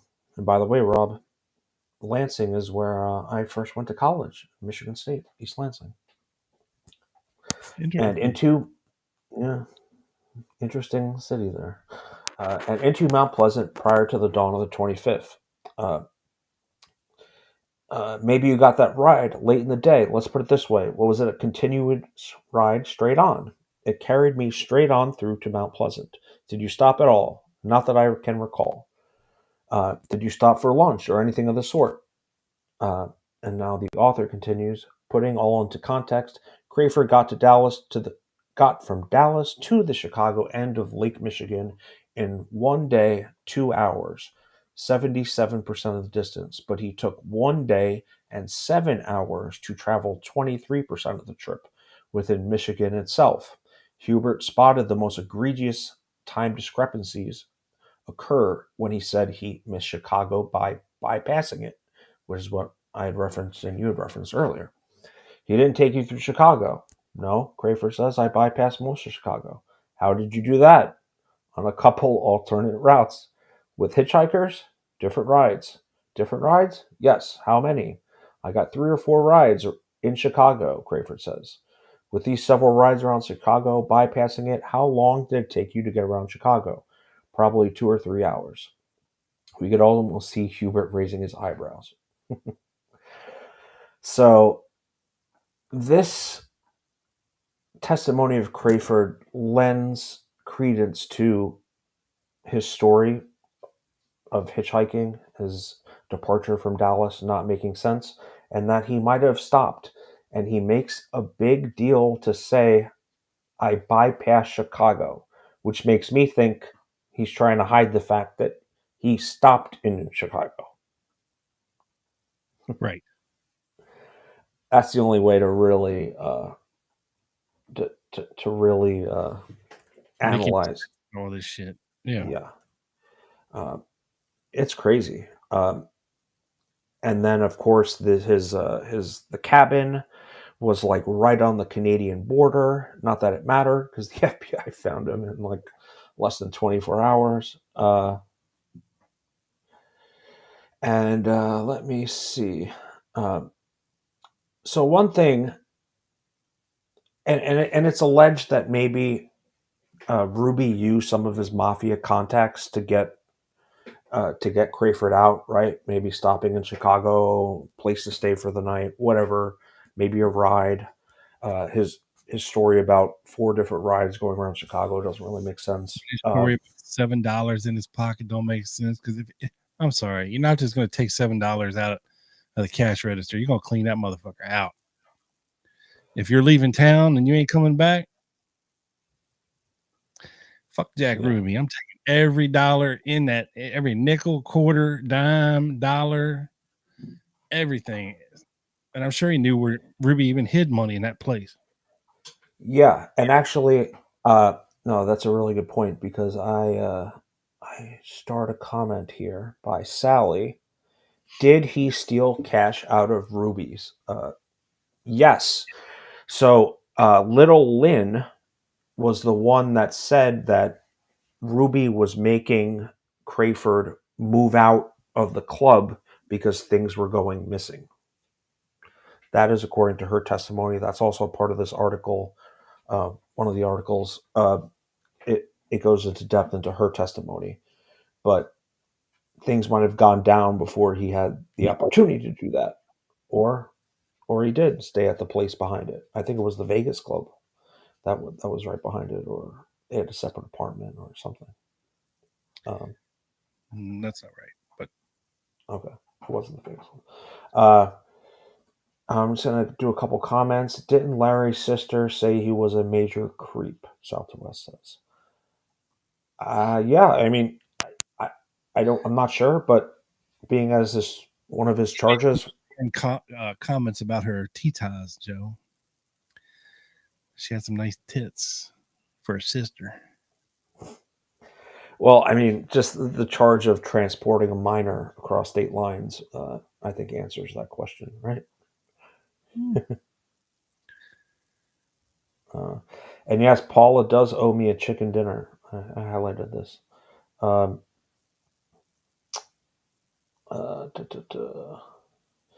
Slacker Dan came. I want to say hi to him. How are you, sir? Buy him chicken nuggets from McDonald's, Paula. And Neon NY 914. Glad I caught this. Great stuff. Thank you, sir. Yeah, it seems that way, Tiny. Stolen valor type of thing. I don't think he was a sniper. I don't think he was ever in Laos. I don't think he was much of anything. He was in there for 13 months, and he wasn't even honorably discharged. Yeah, he was a big talker later in life, you know. Like with most people that find themselves unexpectedly smack dab in the middle of this shit, whether you had anything to do with it or not. You know, especially if Larry Craford had no involvement whatsoever in any of this. He's the most unlucky motherfucker in the world. True. You know, he had a shitty life. You know, his lesbian girlfriend gets pregnant. You don't think it's his. You know, then he gets caught up in all this shit with Jack Ruby and the Warren Commission and the trial. Yeah. And then, you know, he is smart enough to change his name back, and nobody else is smart enough to figure it out. That is true. I mean, it worked. Here's to him. It did work. But at least Whitney tracked him down later in life. And, I wish he could have got a little more truth out of the guy, but Right. it's amazing he got anything at all. Yeah. Tiny says Joanides was Greek. Never my entire life have I encountered a black Greek. We were joking about the Howard thing. Isn't Billy D. Williams a black Greek? Billy D. Williams? Yeah. Lando Who the hell? Calrissian. I have no idea what that is. Are you aging me again, sir? Yeah, I am. Yeah. Shaming you. It's okay.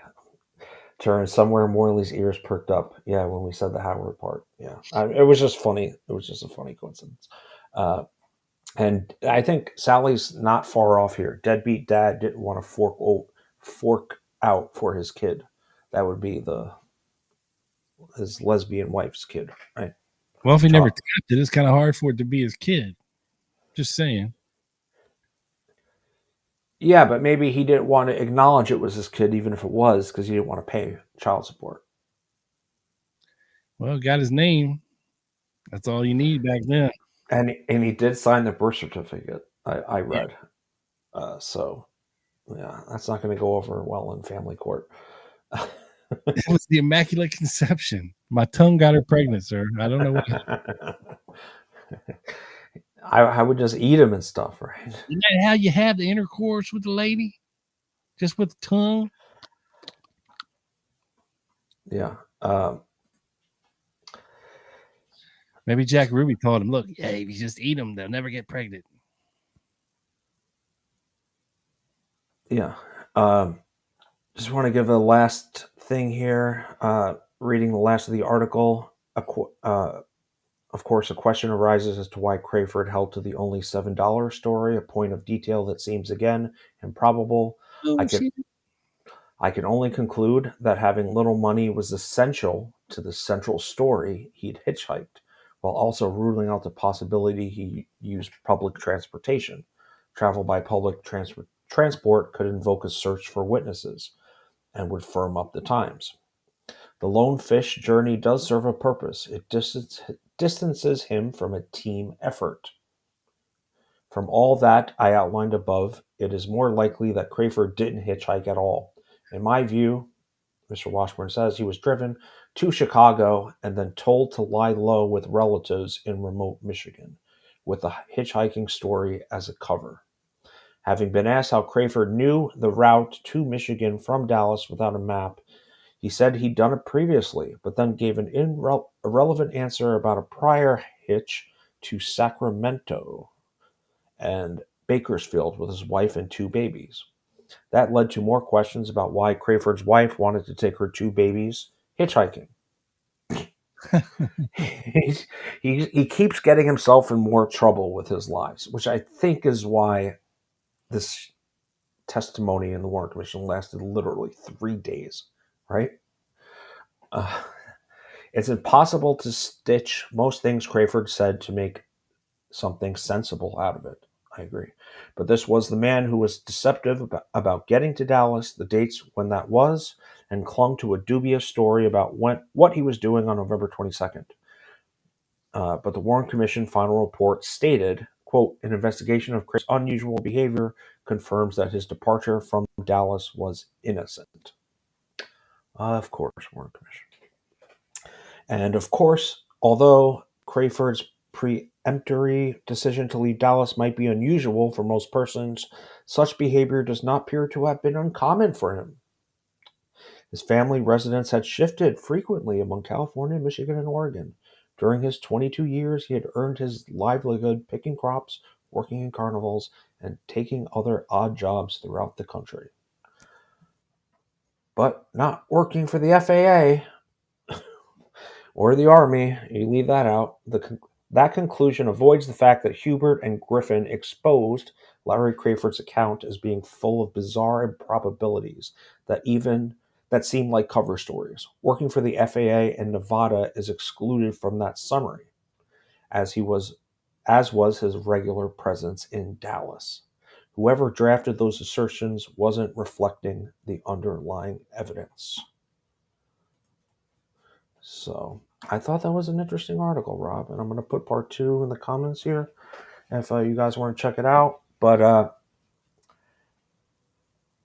lot seems to be going on here below board, you know? Yeah. Now back And- to the whole Kittrell thing for a second. Yeah.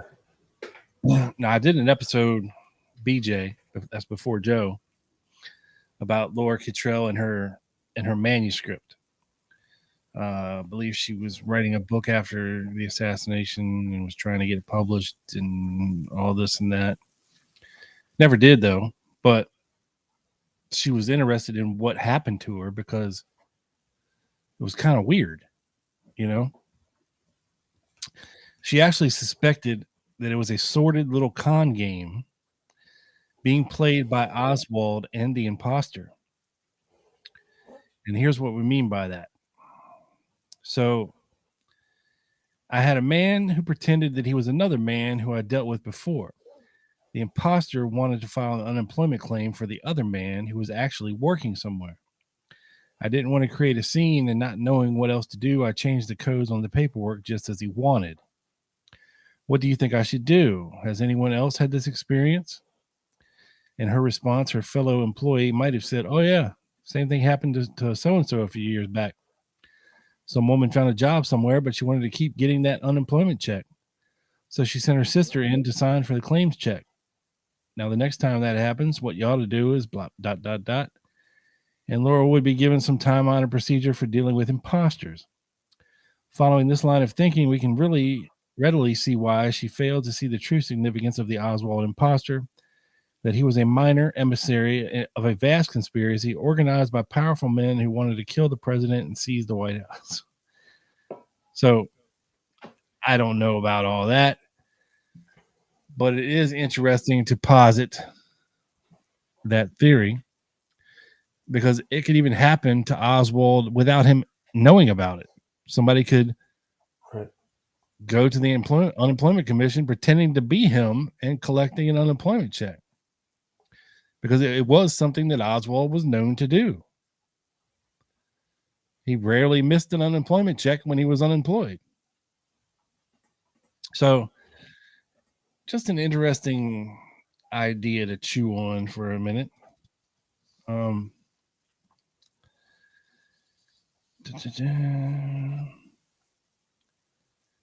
right, let's go over some of this, Joseph. Okay. All right, now when we're talking about Larry Craford,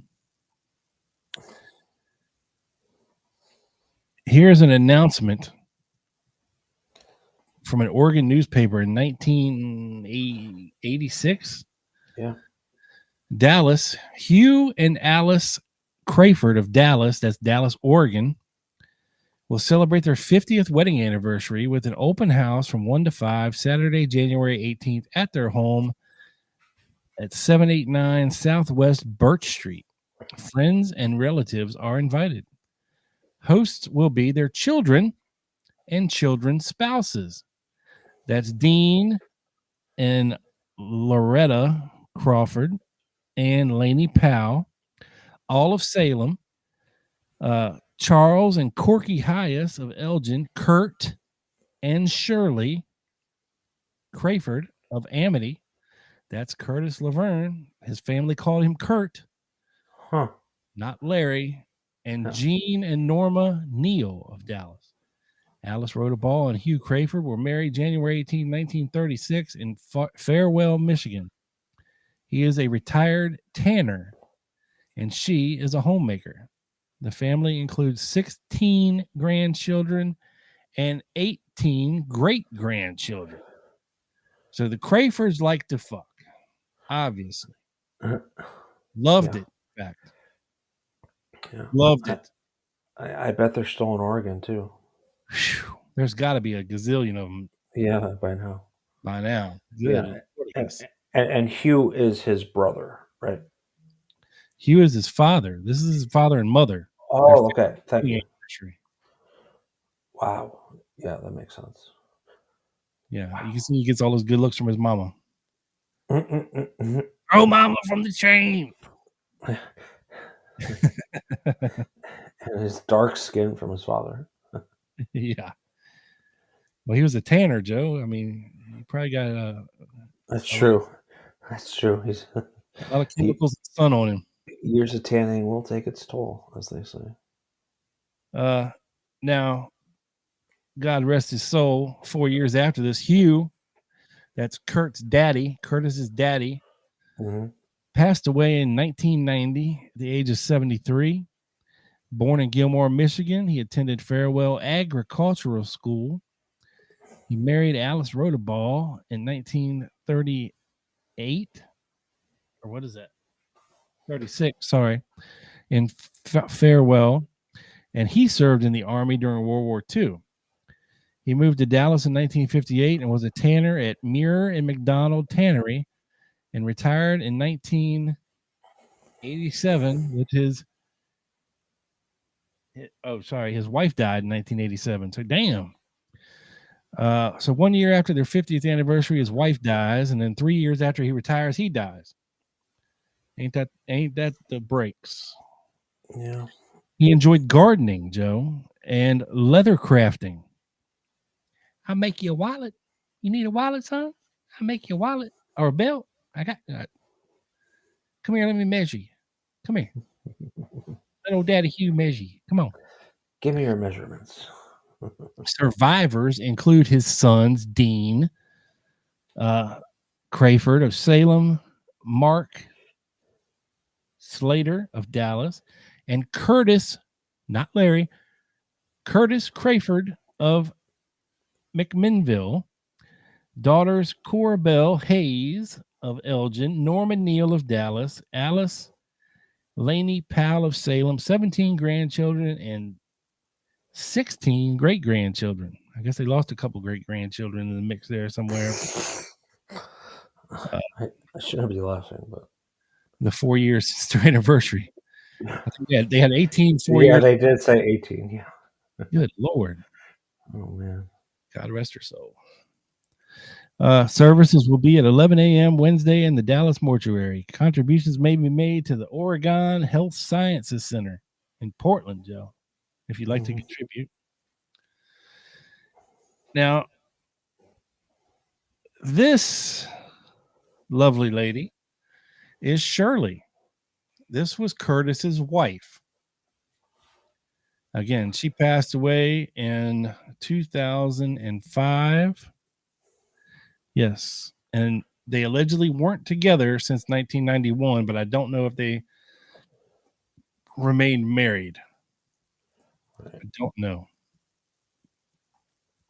But that's his wife, Shirley. Was that the lesbian one? No. No, This that's is married in 1964. Got it. And had daughter Jennifer with. I see. But their daughter passed away at age 40 in 2001. So this lady died in 2005, and Larry, or Curtis, whatever you want to call him, died in 2011. Just pretty late. Yeah. So you think of him as like some scafuza, no teeth, working at traveling circuses. Like, how does this guy survive that long? But I think there's more to him than what I thought. He was only 70 when he died, so I mean, I don't know. I don't know. He should have lived longer a little bit. Maybe gum disease got him. I don't know. The gingivitis is a killer. This is the obituary of his daughter, Jennifer Lynn Craford. Born in Dallas, Oregon, she was a foster care provider. Jennifer is survived by her son, Caleb J. Poppy, or Pop, or a gross misspelling of Pope. I don't know. And her father, Curtis Craford, not Larry. Yes. A private gathering will be held later. Arrangements by Macy and Son Funeral Directors, published by the Oregonian on October 5th, 2009. And again, Craford would outlive his own daughter by 2 years at this point. Yeah. So either way, this guy had a pretty shitty life along the way, a rough life. Was he involved in some other shady things? Because, you know, Joe, when you look at this picture and you see the picture on the left with Larry Craford and the Eisenhower style jackets that he wore, and then you look at the jacket in the middle of the supposed jacket that they found behind that car in the Texaco station after Tippet's murder, it does look like something he would wear. Yeah. And if Craford's walking down the street, you know, could he look like Oswald from a distance? Yeah. You know, he fits the general description, right? Yeah. 5'9", 5'10", 165 pounds, brown hair, you know, white. He fits that general description. So it's not out of the realm of possibility that Tippet may have rolled up on him, and for some reason things went sideways and he ended up shooting him. Because you either have to believe, okay, you either have to believe if you are a conspiracy theorist, as we are, I don't believe that Oswald killed JD Tippet. Now, for that to be true, he cannot be at the scene of the Tippet murder. He cannot be the one seen running away. He cannot be the one ditching a jacket that, oh, by the way, Joe, had California dry cleaner tags in it where Larry lived. Okay. Yeah. It wasn't even Oswald's size jacket. And he was never known to dry clean any of his clothing ever. Yes. Marina said she hand washed his jacket of that kind. Right. So to be a true conspiracy theorist, you have to believe that Oswald was not at the scene of the Tippet murder and he didn't kill JD Tippet. That means that somebody else was. And it had to be somebody else that kind of looked like Oswald to match the general descriptions given by the multiple witnesses. You know, throw out the ones that say he was short, fat, and bushy hair. Throw out the ones that say there was two people there. But take into consideration all the other ones that said it was Oswald, right? So then what do we have here? You have somebody that was embroiled in something related to Jack Ruby, because Jack Ruby ends up killing Oswald. Okay. And oh, by the way, you have somebody fleeing Dallas, Texas, the day after the assassination, which is just a little bit sus, if you ask me. And there's also mention of two Oswalds. Texas Theater. At the Texas Theater. Yes, sir. Or two people that looked like each other. One arrested in the balcony, one arrested on the floor. One taking out the back door, one taking out the front door. What the hell's going on here? I don't know. But it's interesting. Yeah. And it's extremely interesting. And Rob, I always thought that it's a possibility that as of Saturday morning, of course, Oswald's already in police custody for, almost 24 hours by the time Craford leaves, right? A little less than that. That maybe Ruby already knew his task that he had to take out Oswald at this point, but maybe tried to convince Craford to do it. And he said, fuck this shit. I'm out. This is a suicide mission. Yeah. Or if, part of the deal with Jack Ruby is impersonating Oswald, because somebody was doing this shit. Somebody was going and test driving the car. Somebody was acting a fool at the rifle range, among other things. There's There's an Oswald sighting the morning of the assassination at a convenience store where he goes and buys peanut brittle and drinks a beer. Right. And then the ID was like Oswald's, right? That It was Oswald's, and there's multiple wallets. Yeah. Okay. And, What if this fuck had a wallet on him with Oswald identification on it? And Tippet rolls up on him and says, "Hey, bud, let me see your license." And he looks at it, and that's the name he's looking for. Okay, because there's suspect shit with Tippet as well, because Tippet was sitting at the Good Luck Oil Company gas station on the other side of the Houston Street Viaduct. Yeah, waiting for Oswald to go by on a bus, and it never happens, right? Or whatever. And then you have Tippet acting erratically, pulling people over, looking in their car, going to the top 10 records, making a phone call, not saying nothing, running back out, speeding off. Yeah. So there's definitely something going on here. Okay. And if you believe certain testimonies, like DAGO, where he says that he was privy to going to a party where Jack Ruby had his girls, JD Tippet was there, they were in the car together, they knew each other, and it's some sort of weird concoction conspiracy type of thing to set Oswald up for this whole assassination thing. That's where your mind can go.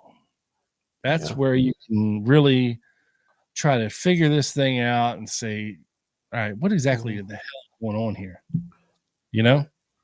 Yeah, no, because in mid-October, to say officially when Crafard started working for Ruby in November 1st, I think personally the conspiracy is planned by this point. Maybe Ruby realized, wow, this Carney is a dead ringer for Oswald. And that's what ringer, but could pass for. Right. And that's why I'm going to give him free room and board and give him some minor tasks to do. Because you have Laura Cottrell saying this guy looked like him. You have Ruth Payne saying this guy looked like him. You have Mary Lawrence, a waitress at the B&B, Lucas B&B restaurant, saying that she saw Ruby eating with Oswald. But it wasn't Oswald, it was Crafard. Yeah, you're right. Not to mention all the other Ruby Oswald sightings. I mean, so this guy he wasn't a dead ringer, but he could pass for him. Right. And he could say the right things. He could have the right identification in his pocket. The question is, who's pulling the strings here? Mm-hmm. Why? I mean, I can understand why they want to set Oswald up for this hit that's coming up. You know, then you have to look, okay, well, is it the Mafia? Because obviously Jack Ruby is either in charge of setting Oswald up, you know, or making sure he's in certain places at certain times, or seen doing certain things at certain times, or making this guy's name memorable, his image memorable after, you know, so after the fact people can say, oh yeah, this guy was crazy, he was doing this shit, he was over here. Yeah. So you have to figure, okay, well, was it the Mafia, or was it intelligence, or was it something else? Was it the right wing? Because we do have stories of Jack Ruby meeting with General Walker and being real fucking concerned about the extreme right wing in the John Birch Society, you know, after he's arrested and talking to the Warren Commission. Mm-hmm. And he asked him to get him out of Dallas because that's what he was scared of. He specifically named the John Birch Society and General Walker. You know, he didn't name the Mafia. He didn't name the CIA. That's what he named.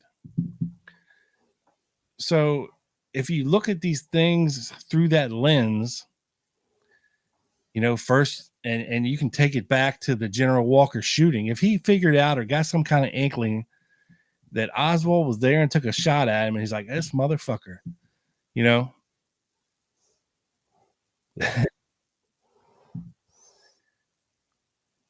I don't know. It's fascinating to think about because you have to get everything from New Orleans to match up and meet somewhere in Dallas, right? Right. And the bridge between the two is far and away the hardest link to make in all of this. Throw in Mexico City as the bridge, and you're totally fucking confused, right? Yeah. So I don't know if we helped clear up anything here this evening, or just made more and more questions for everybody. We sometimes do that. But I think we have proved that there's a lot more going on with Craford compared to the official story that we have heard or that we've been told. Yeah, something very, very fishy. Yeah. Yeah. All And right, of Joe, course, you got anything else? no, I just let me see. I think I only have one. Double B had to just leave us. Thanks, gentlemen. Love you. Love your show. Good night and sweet dreams and all peace and blessings. Have a happy Labor Day. He had to go put the chickens to bed. Yes. he got attacked by a chicken twice, 2 chickens. So we hope his wounds are healing. But and also, Rob, we have that account of the person that picked up the hitchhiker that said, "Do you think it'd be possible to shoot President Kennedy?" I'm blanking on the name. A couple days before the assassination. Yes, yeah. So There's I so many. right, yeah, Hence the Harvey and Lee theory. There's just so many. mm-hmm. But it doesn't have to be a Harvey and Lee. It has to be a Lee and somebody that looks like him. Right. Yeah, man, it's he is a fascinating character, one of my favorite to kind of explore. I know you've done a lot of work and research on him and reading on him in the past. And It's time to revisit some things of the past, and Craford's one of them. And yeah, some of our new viewers and supporters and listeners may not have gone back that far in the library episodes that is the Lone Gunman podcast. I mean, shit, this is 358. You got to go back quite a ways to get to the Ballad of Larry Craford. But that's true. I stand on that show and I stand on this one too, and put it up against anybody who wants to talk about Larry Craford. I agree, sir. All right, Joe, with that being said, grab the damn dog. Hashtag grab the damn dog. Need to let everybody go to bed. It's late. It's been a hell of a show. Thank you guys for hanging out with us. Hope you enjoyed it. It was a banger. Ruby didn't come. No bueno. The greatest lies are told in the name of truth. The greatest crimes are committed in the name of justice. There she is. The quotation is Jim Garrison's. It could be used for him or against him in this strange case. Good night.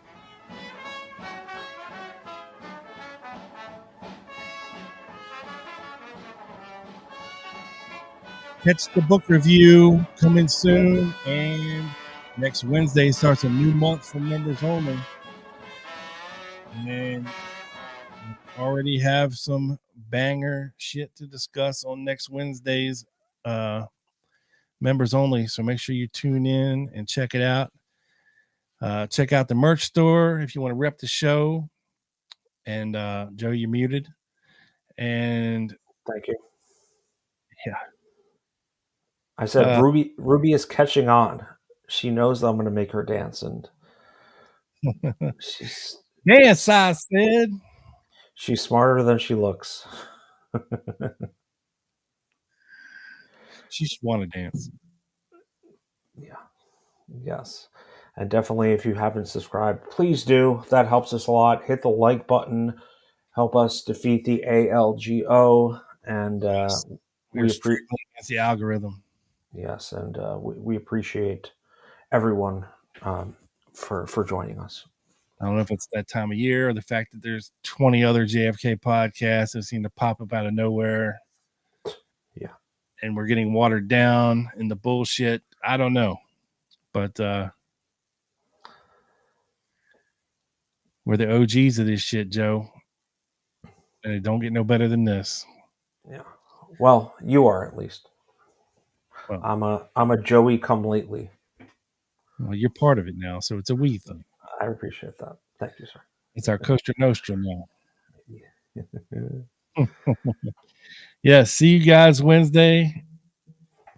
Mm-hmm. Go enjoy the rest of your Friday, and we